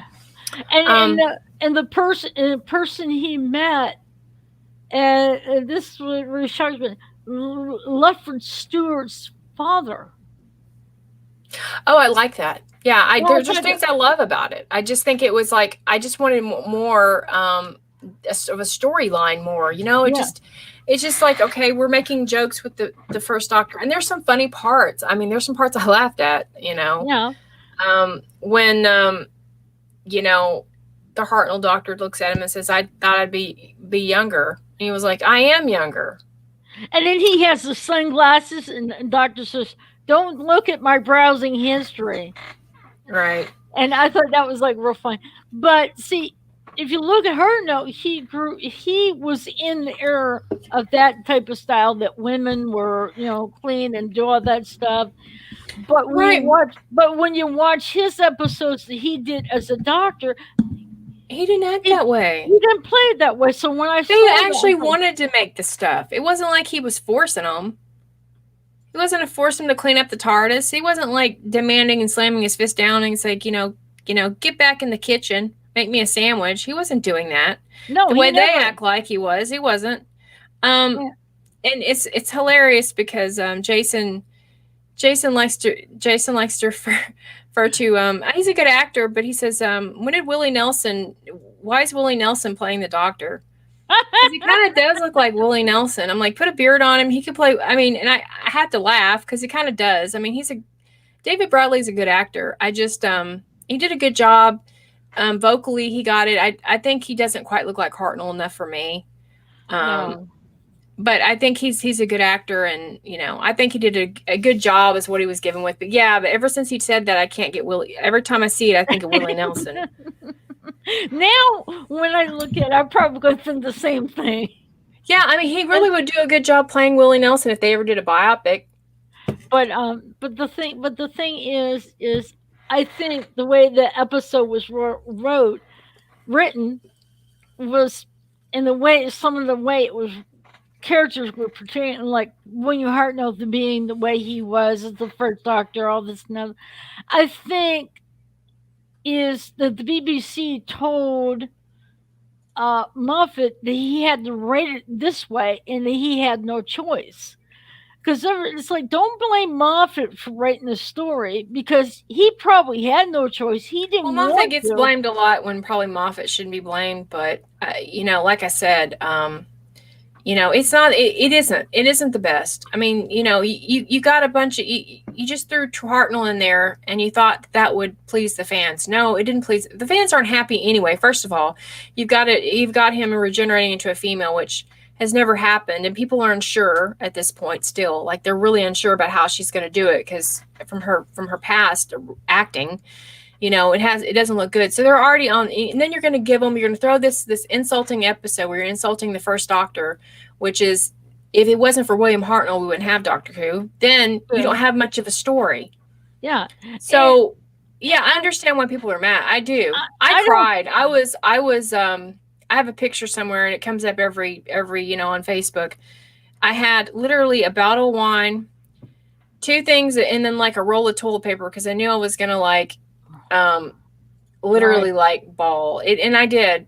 It was an ugly crying. It was a deep hurt that it would have been hard anyway, but it was extra hard. So I'm not very much. I mean, I like him. He played a good Doctor. I like Peter Capaldi, but what gutted me was watching the regeneration and hearing his speech and everything. Yeah. And knowing this was going to be the end, and I'm thinking, and it got me because I knew what was going to happen. I knew we were going to have. So I think like a lot of people like to overanalyze, and I probably do too. But that Doctor, I let you go. But now you think about it, you start thinking, well, what did he mean by that? Because it's kind of like he's saying, I'm not really into it either. Yeah, it makes you wonder. It's kind of like when David Tennant says, "I do not want to go." It was his way to say to the fans. It was his message to the fans, and the way I look at it, when he says, "Doctor, I let you go," it was a message to the fans to say, "Hey." Well, I mean, thinking about it, did he mean he let he's going and it's time to move on, or he lets the whole idea of Doctor Who go because he's not happy either? You never know. So you start like, well, what do you mean? You start, but I'm probably overanalyzing it. It probably just sounded really good to him at the time, and I still think it's a brilliant speech, except the whole Paris thing that just threw me off. I think it was trying to be. I think they were trying to like make the fans laugh because they knew it was an emotional moment. And and I didn't laugh. I was still crying. Bye, real Timar. Nice. Bye, and thank you for coming. Yeah. There's more streams out there that you can watch, like Doctor Who Chat on Friday. Oh yeah, that was fun. That's a great. Oh, you're having a bad week, just watch that. You'll laugh yourself silly. So Sadiko says, times Doctor Who made me ugly cry. Look, Legopolis, Asylum of the Daleks, Creature of Beauty, Cyberman 2. Now wait a minute, Touched by an Angel is not a Doctor Who. Touched by an Angel is a show. I think he's saying that he doesn't like those episodes. I'm assuming. I don't know, because I don't like the first one you're talking about for sure. I don't like that one, and I don't like the I don't want to say it.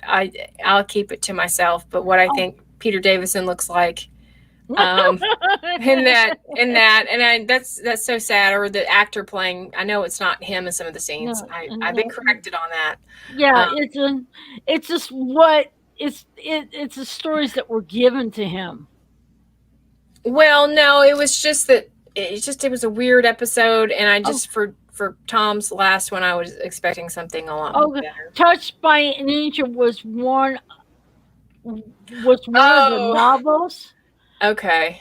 I did not Do you know like that. these episodes, or you're saying you like them and you were emotional watching them, or you don't like them? Bye, Mr. Hyde. I'm assuming you don't like the first one. I can't imagine you liking that episode, but you could. Oh, Um, it's featured the Weeping Angels. yeah, there's a show here in America called Touched by an By Angel. Angel, So yeah. that's what I was thinking too, because I've never read that. So, Oh, he got oh, emotional. okay. Well, he does like move. I'm sorry. Well, I don't like. I can't say that. How does anyone say that? Why can't they just have a title that people can pronounce? Legopolis. Look, see, you can do it, and I can't. um, Bye, Neil. yeah. But it's like I said. I mean, I like a lot of those episodes that were just like so bad writing. Peter Capaldi made it Oh yeah. pleasurable to watch. It really? I think sometimes people like at the time were like being overly critical and they didn't need to be because yeah, there's some characters I didn't like Danny Pink. I'm like, Oh yeah. yeah. But Well, you the know, writing. I just think The, people are going back now and going, wow, um, that was great. What was wrong with me? And I think I even as much as I appreciated at the time was at this point I'm like, wow, I didn't appreciate that enough. I didn't enjoy my time with that enough. And I enjoyed my time. But even for me to say, I wish I would have I wish I could go back in time and experience those emotions that I had when I was watching it because I was like a little kid, okay? Saturday nights, I didn't go anywhere. I'm like, Doctor Who is on. Don't call me. Don't text me. me. Leave me alone. And every time the phone would ring, every time, it never failed. My mom would decide to call me at 7 o'clock at night. Oh yeah. It's just. When it came on, I was like, I'm watching Doctor Who. Why are you calling me? Call me? You had all day to call me. Now you're gonna call me now? And I would just turn my phone off because I wanted to just sit there and and I would literally just be quiet and I would just immerse myself in that world. And it was like a little kid. And he actually, why I love Peter Capaldi, he made me think that the Doctor was real. Like Oh just for yeah. that brief moment, like, It's like when I was watching Matt Smith, the 11th Doctor. It's like I was like right there. Don't. And the way I think right now, it's like don't bother me. Don't say anything. I want. It's just I just immerse myself, and it's the same way with Peter Capaldi. It's just no one bother me. No one bother me. I won't. well, I think also Moffat wrote and I know people don't like some of overcomplicated stuff he did, but I kind of Mhm. liked it. And so I had to really concentrate, and that was challenging for me. I mean, I'm not like a honest person, but like I had to listen like a lot. And even then, but I just think it's kind of it's kind of a different type of episode. But I would watch, then I would watch, I would TiVo it while I was watching it, and then Saturday it was a routine, and I miss it. Then Sunday morning I would get up, I would make my breakfast. It was all quiet in the house, and I'd turn my TV on, and I'd watch my episode that I just watched the night before And watch again. it then. Yeah. And here's something that's really crazy. Like you said that I got that DVD before I got his 5 through 7 Matt Smith. Hmm. Well, I bought it's a 3D at the Day of the Doctor. I would plug that thing in and watch it. And then I would watch it again, later on I would watch it. It's like that episode I can watch it over and over again and still laugh.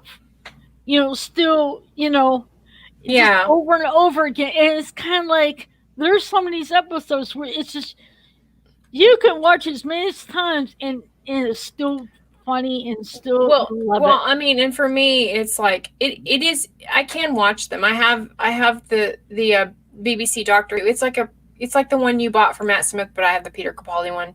great deal. I mean, I think I paid $20 for this thing, and you get all the seasons. And I don't care. Look, I've watched so many panels. I can get so many different interviews on YouTube. I don't need all the extras. So it's no extras, but it's just the episodes. Because I know a lot about Peter Capaldi. Oh, So yeah. for me, I don't need all that. Uh-oh. Neil's here. All from your phone. Computer's Oh, quickly asked. Really? boom, He's boom. renaming it Joe. We hope Yeah, we get that fixed. don't do that. Don't no. No, That's just no, us being no, mean now. no, no, no, No, no. man. You need to stroke the computer and go, no, baby. You know, you're being mean to it. That's why it's like, that's Yeah, just mean. you just gotta, feed his ego, that sort of thing. Oh, uh, That's oh, funny. I don't but care who you are. That's funny. um, but it's just, I mean, like I said, is whatever stories. I mean, they could be complete rubbish or crap. It's just like poor everything. But what makes it enjoyable is him pulling it off. Well, I don't, and to say this, and he's a great actor, but he's not that good. I'm Oh no, sorry. no, not no, I no. think that they would be more watchable, but I don't Yeah. think he could even save this mess. I Okay, really don't, okay. unless he was behind the scenes making the decisions that BBC was allowing him to. Oh yeah. Then it would Oh, be good. he's Neil just said he's lucky he haven't smashed it to pieces in the computer. mm. All that feeling. Okay then. Alrighty then. Alrighty. But yeah, what I'm just saying is that yeah, they maybe he didn't pull it off, but he just made it tolerable. That's why I was trying Oh yeah, to the yeah, like Sleep No More. I mean, if you want an enjoyable episode where you see Peter Capaldi quite uncomfortable with the script, Kill the Moon and Sleep No More are entertaining in that aspect. Which again, he made it entertaining. Because him looking in the camera and Sleep No More, like the look on his face is like, I know you understand, like he's just looking at the fans like, yeah, what the hell am I doing in this episode? This is the dumbest thing. Like you can tell he's not happy. But there's something about that's relatable to fans because we don't like the episode either. Yeah, I mean, Peter just has this way with his facial expressions. You Oh, I know. love it. I love the way he looks at the camera. And to me, he's the intelligent woman's guy. Like older, mature. Although there's some young women that trust me. If you look on the internet, like on Peter Capaldi Appreciations page, you see all ages, 18-year-old women. I mean, it's shocking how many, and I don't think BBC knew what they had. Like they just didn't appreciate it. And if you look at panels, he gets hit on at least every panel. I wouldn't doubt And that. he's I don't shocked by doubt that. that. Like he is completely shocked, which his friend Craig Ferguson doesn't believe him. He's like, trust me, that guy. He's like, when he was young, Craig Ferguson actually did an interview, and he said, trust me, all this, you know, humble crap. He's like, yeah, I know he doesn't really believe that. He was really something with the ladies back in the day.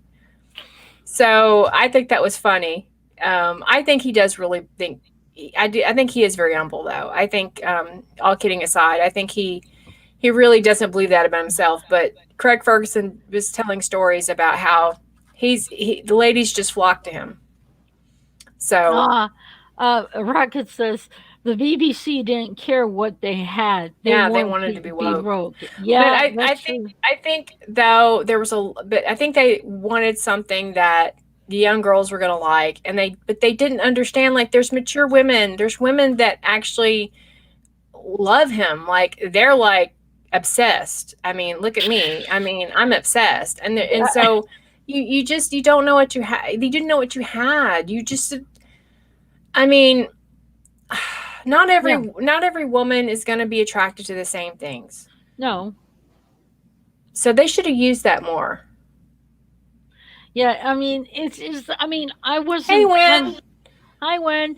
I'm not a obsessed complete fan like you are with him, but I enjoyed him. I mean, you know, I. It's Yeah. kind of like if you look, take Peter Davis. I didn't like any of the episodes, but when I watched the Five Doctors, it's like, whoa. Have Yeah, you but watched? what? Have you watched? Okay, I'm gonna say this because I'm not a huge Davidson fan, and I know this is Peter Capaldi, but we're talking about a Peter, so Yeah, not that Peter. Neil's on. Thank God Neil's on this. Neil Geek Inside's on in the chat. He would completely say something about me just saying we're talking about a Peter. But yeah, I was kind of the same way, and then recently I had rewatched The Caves of Androzani. If you haven't rewatched that episode, you need to rewatch it. I'm telling you. Is that where he comes back to the TARDIS and Well, that's his regeneration episode, but that's it's where he goes? before all that is how it's just it's amazing. And I have to say, like, I wish he would have been able to played the doctor that way the whole time because I would have been a huge fan. Yeah, So if you haven't revisit that episode, it's great. And I'm telling I'm you from gonna. someone that's not a huge Davison fan. Yeah, I'll rewatch. Maybe one of these days I'll sit down and rewatch that episode again. I mean, but It's very enjoyable because like Retro Doc was brilliantly said, and this hasn't left my mind since he said it. It's the first time where the doctors doesn't care about what's going on this planet that he's on. He's just out to save Perry. yeah, That's it. And he and to survive.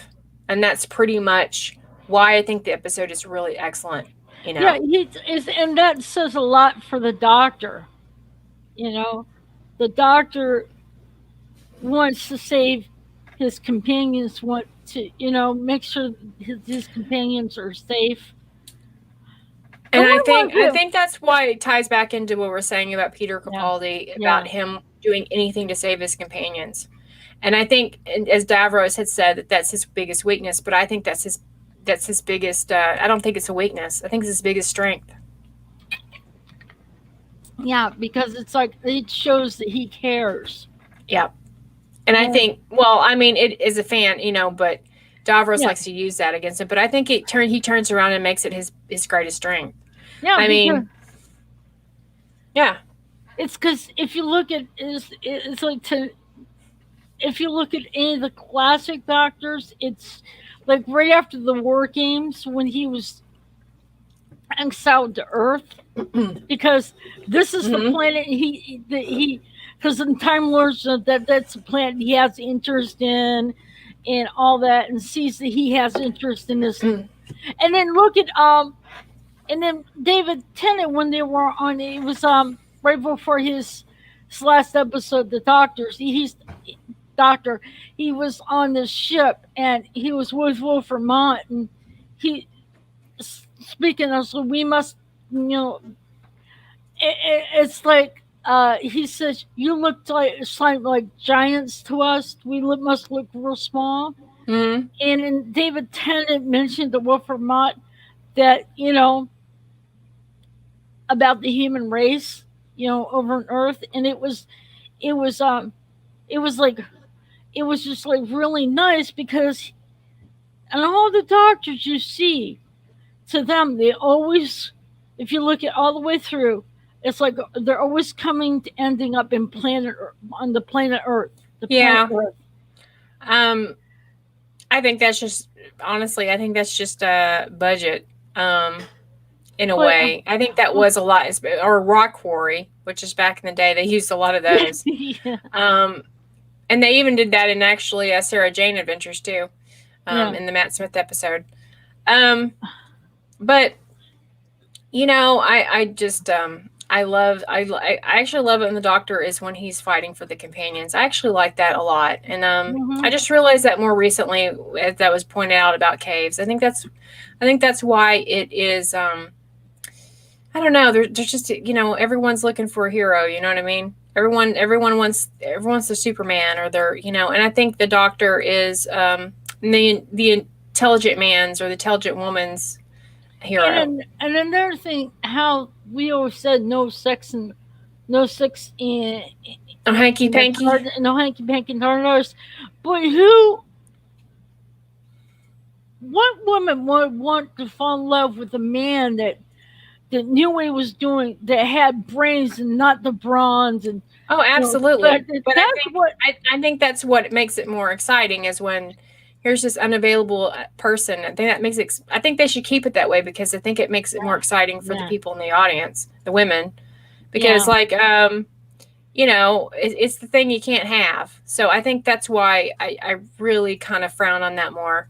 Um, and I know they did it with the Paul McGann movie. Which have you seen that movie? I'm Have gonna you have seen? I'm gonna have to see that. Is that on? I think you have. I sent you something. Yeah, I sent you a copy, but I'll see if I can find. I think I could probably find another link, but we should probably either on my channel. We could probably review that. I think you would really. I think you would find. It'd be interesting to see what you think about that movie. I just don't like his hair in that Yeah, but movie. get past the hair. Past Just get the past the hair. he If you get past the hair, I mean, it doesn't really bother me because I think they were trying. I know what they were going for, but if you've never seen that movie, you should watch it. It's not perfect. There's things I don't like about it, but now I'll tell you one thing. The way he looks now, with the way his hairstyle now, mhm, he I still tried looks really good. Yeah. I tried to look on Amazon to see if I could find, like, like a picture or something, like a thing that you of him. I was like, dang it, I can't find one. It's like, oh Well, man. look for the Titan. There's a Titan poster. I have it. I've actually bought it from AliExpress. Um, Okay. for pretty cheap. But you're gonna have to wait. It's from China. You're gonna have to wait. But it's the Titan comic cover of him with the short hair, and it's the Time War look that he had. Oh, And I okay, have that in okay. my office at work. And it's just a small poster, but it's great artwork. I'll send you what the picture looks like, and that way you can. Did you see what Rocket said? Yes, I'm like, yes. He everybody, is, and he has brothers too. His brothers, they look really alike. let's put this. Everyone in the chat. Yeah, knows and it's a running joke. McGann is always going to be mentioned in Michelle's streams at some point. It's just going to happen. So, and he's a brilliant doctor as well. But Yeah. I'm sure you'll have a stream about him. Yeah. Have you gotten back into the audios a little bit more with McGann or? I have. I might do. I could still do that because of. I have been thinking about wanting to do it, but maybe I should. But I'm If gonna you tell have you a this. local library, you could look. I don't know. I was really happy recently that my local library through my phone, like my app through my phone, I was able to check out some big finished Paul McGann audios that I hadn't never heard, and I was oh wow, that made me happy. So Okay, Liz. so I guess if he keeps it up, I'll probably need a cold shower. I have a suggestion, Sadako. I think the guy that goes on Dan's streams, if Dan's listening, um, Barnaby should play Paul McGann in our script read. Yeah, that would If you've never watched Dan's Type 40 streams, then guys need to go there. He has great streams, I'm gonna have to check like that. absolutely wonderful streams. And Barnaby is a panelist on there, and he actually does audiobooks, and he actually sounds, I mean, not exactly like Paul McGann, but I think he could pull it off. So that's my choice. That's where I'm putting it out there. Who did the doctor in the script read on Sunday? That was Sadako. Sadako, you sound, oh my god, you sound shit. Yes. You got everything. I'm like sitting there listening to it, and I'm trying to stay awake because I didn't sleep good last night. And I'm trying to keep myself awake. And when I was listening, I was like, oh my god. I swear to God, I'm listening to. I thought I was actually he got the mannerism so good. Yeah, Jason has said you did a great job. Yeah. I mean, he told me that. So yeah, you did a great job. You had the pacing perfect. Yes. In fact, if you ever decide to do a fanfic audio, you would be perfect for that. Yeah, definitely will. Yeah, he definitely would. But it's just like I said, it's you. I want to say this. I know we're talking about Peter Capaldi. If you put David Tennant on one side, Matt Smith on the other side, and inside in between them, you have on this sandwich. I think David Tennant's a very attractive man, but I think He's I think skin. he needs He's I think he skin. needs a burger, and I'm not. I'm just saying, feed the man, He's Georgia. Please feed the man. he's He's very attractive. I he's think I always thought he was a very yeah. attractive man. He's a skinny boy. And if you touch him, you get paper But cut. Peter was also very thin, but he hasn't always been thin. No. I think there was a point when he was on Skins that he would have a little bit more weighty, and then he was played obviously the thick of it, which I've watched the first couple of seasons and it's so much not like the Doctor at all. Um. He's pretty brutal in that show. It's just in essence, I did like Peter Capaldi's play of the Doctor. I did.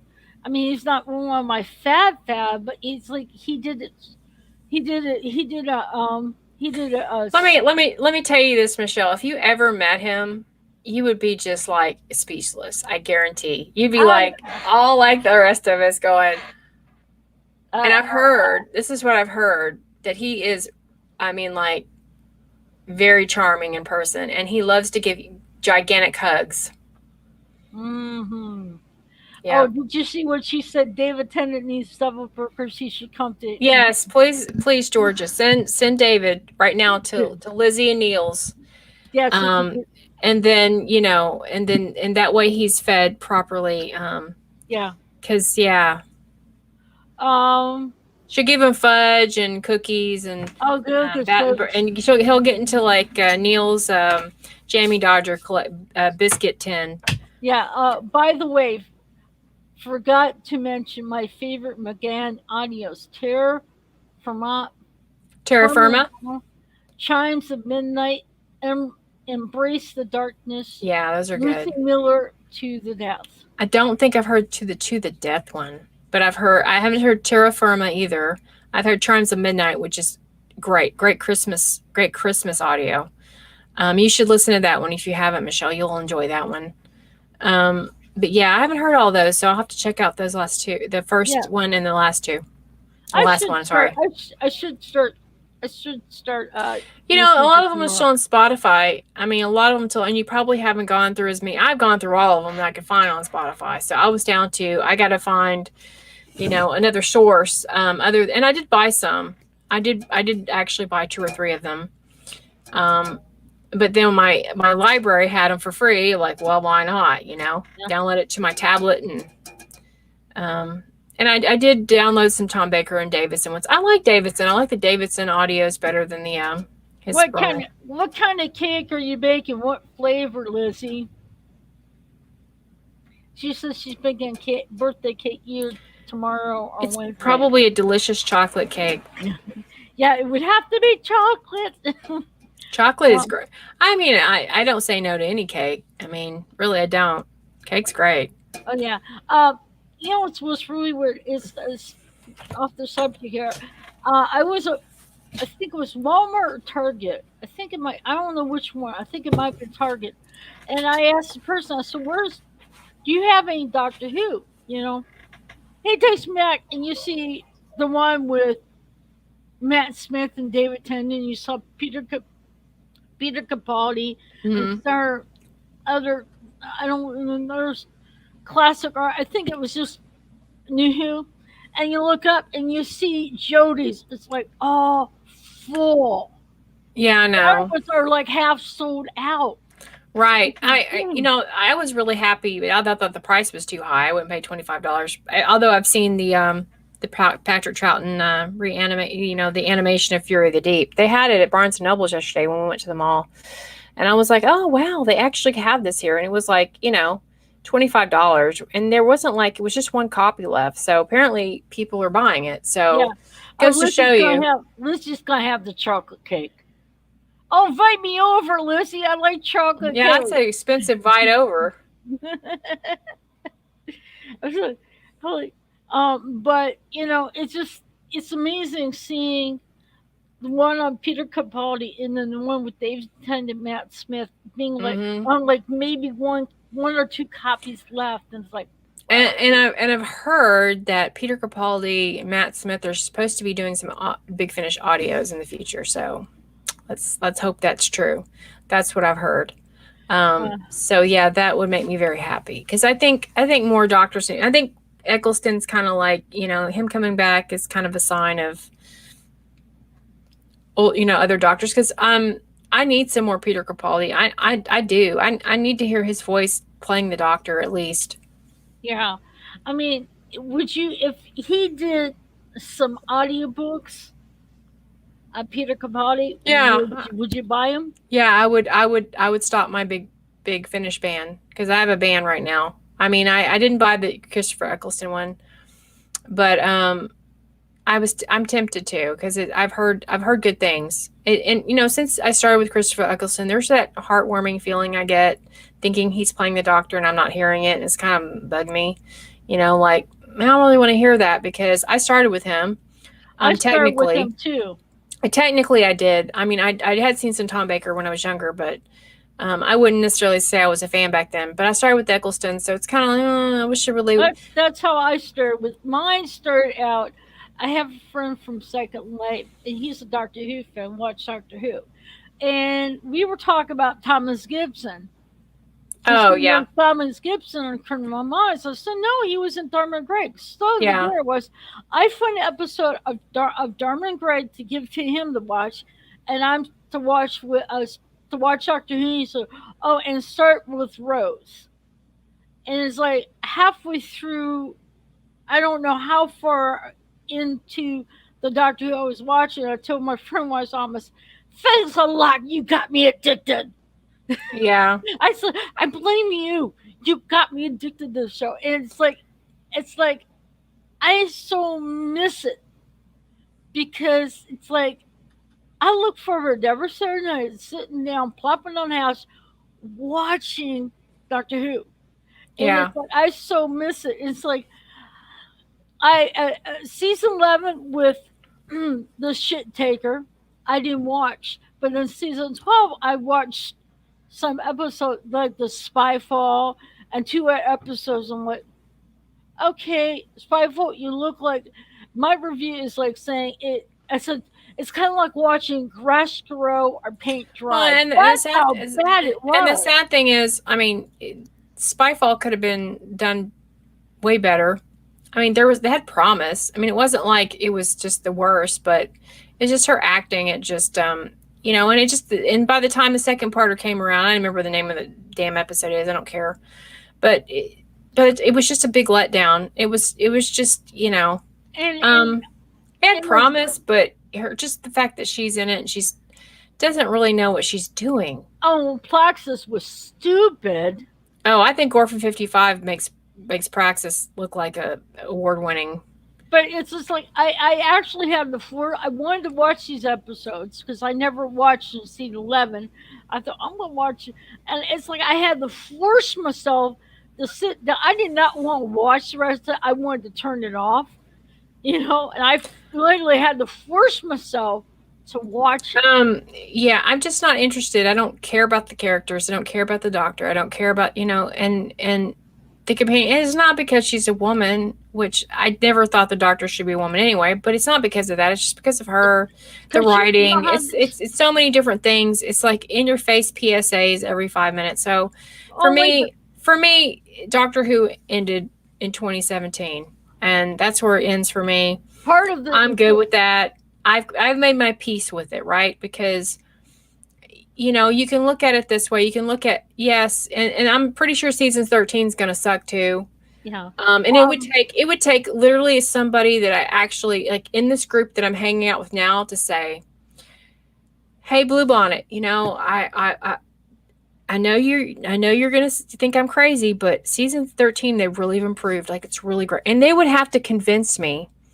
They would have to really talk me into it. Like it wouldn't just be something I would go, yeah, I'm gonna. Because at this point, it would literally take an act of God for me Now, to I want mean, to watch anything oh, now. the only time I have when I have watched, only person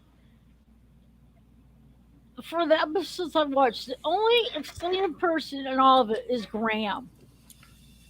Yeah, but even him, like after the, I mean, yes, there were some great scenes in series 12 with him tap dancing using shooting off the little, that was great. Um, but then they had to emasculate him and make him look like a Dumbo, like he's got to pee all the time. It's just no. And then at some point you're just thinking, dude, like if I was Bradley Walsh, and I don't know what happens behind the scenes, but I'd be like, why are you writing my character this way? Oh, look what Rocket just said. I had two root canals in one day, and that was more enjoyable than any Yeah, episode and so of and you. so Yeah, and that goes back to my point. So why would I take? Okay, I'm almost 50. I've got 2 more years, right? Got 2 more years. oh my God, So you're gonna why would I spend the rest? Let's say I have good maybe 40 years left, if that, if I'm lucky. Why would I spend um the rest of my time on Earth watching and ranting about Doctor Who when I can just go back and watch things I like, other yeah. shows I like, and watch old episodes and maybe listen to some Big Finish I haven't listened to. There's books. There's past books you can read, different ones. I mean, like Sadako was saying, he'd read some Weeping Angel stories. There's just so much, and so why would I spend my time ranting about something?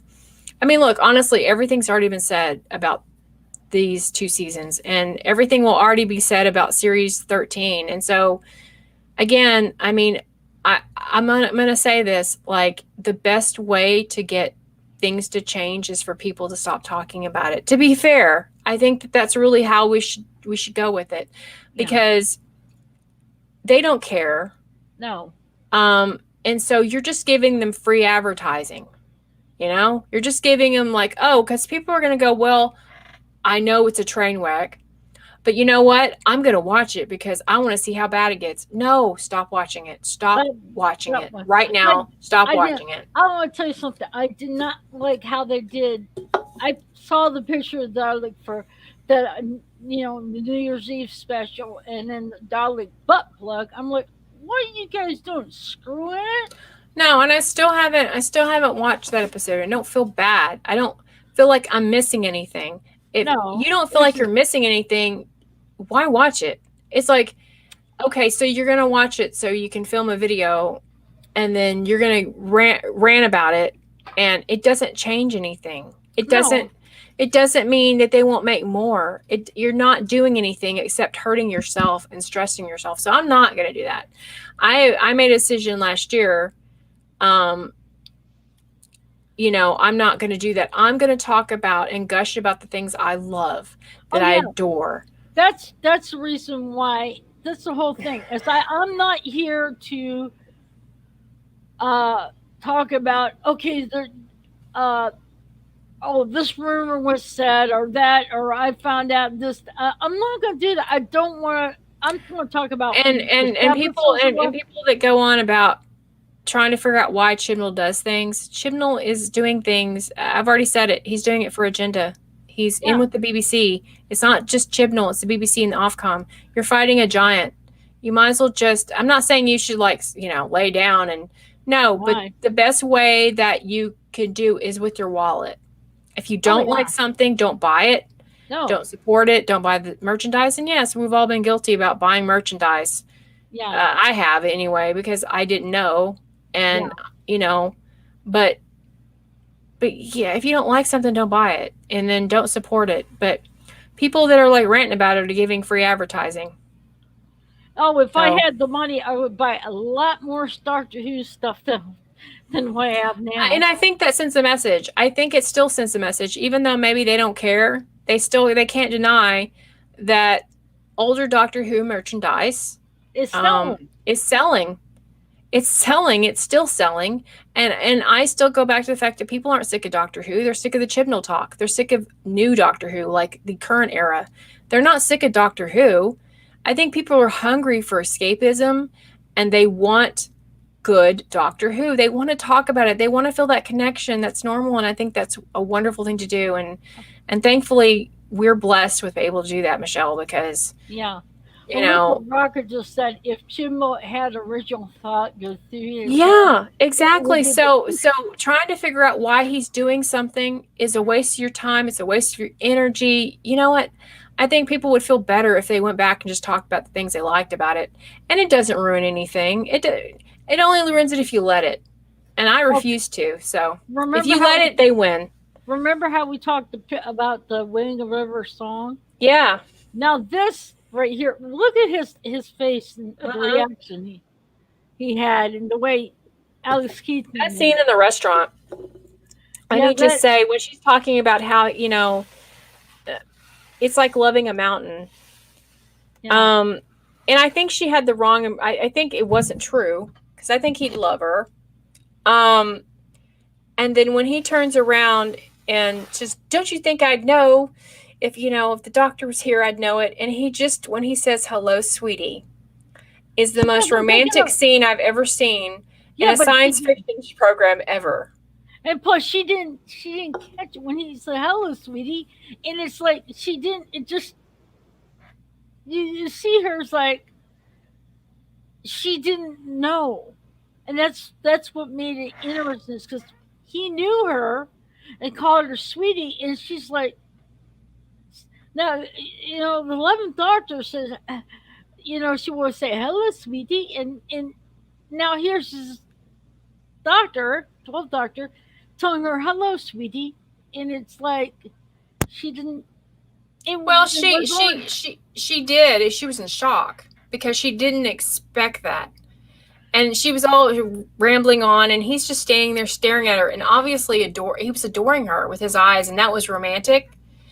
And it was the most romantic thing I'd ever seen. Like, it was so sweet and endearing and lovely and all those things. And I think that's why that episode stands up. It's just his standing there with his hands, clasped, down, and Yeah. he's just looking at her like he's a man in love. Like, really, he really is. And in that scene, and I don't think there's another actor who could play it that way as No. well. Here's another picture I have. This is Yeah, his speech. yeah, And and yeah. I love also, it. I love that. I love that because I think that's how you should live your life. I mean, we all yeah. fail. We're all not perfect. We all say things we shouldn't I say. mean, the doctor, he's But not. at the end of the day, we all need to strive to be this. We really do. Um, So yeah, I think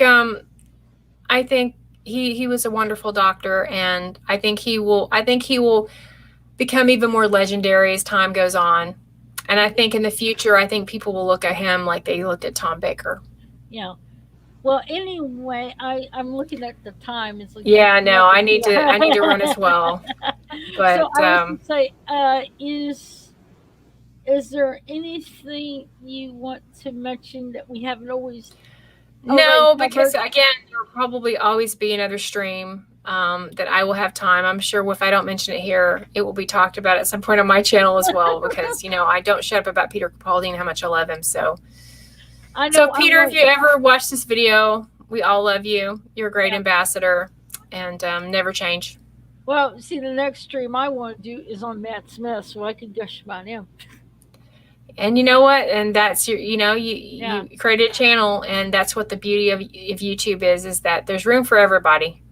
yeah, that's true. And if you don't like it, don't watch it. Exactly. If you That's don't my like something someone's doing, you tune out. well. Anyway, folks, since this is over 2 hours and I got probably prepared dinner and Yeah. have to scoot. And the universe loves Peter Capaldi. That's Yeah. what I would say. Yeah. But anyway, I wish you guys thank you for coming. Wish you guys a wonderful night, day, wherever you are in the world. So if you like this, click like, and don't forget to subscribe so you get and hit the notification bell so you know the next videos, recorded videos or live streams I'm going to do. So thank you all for coming. Bye. Bye.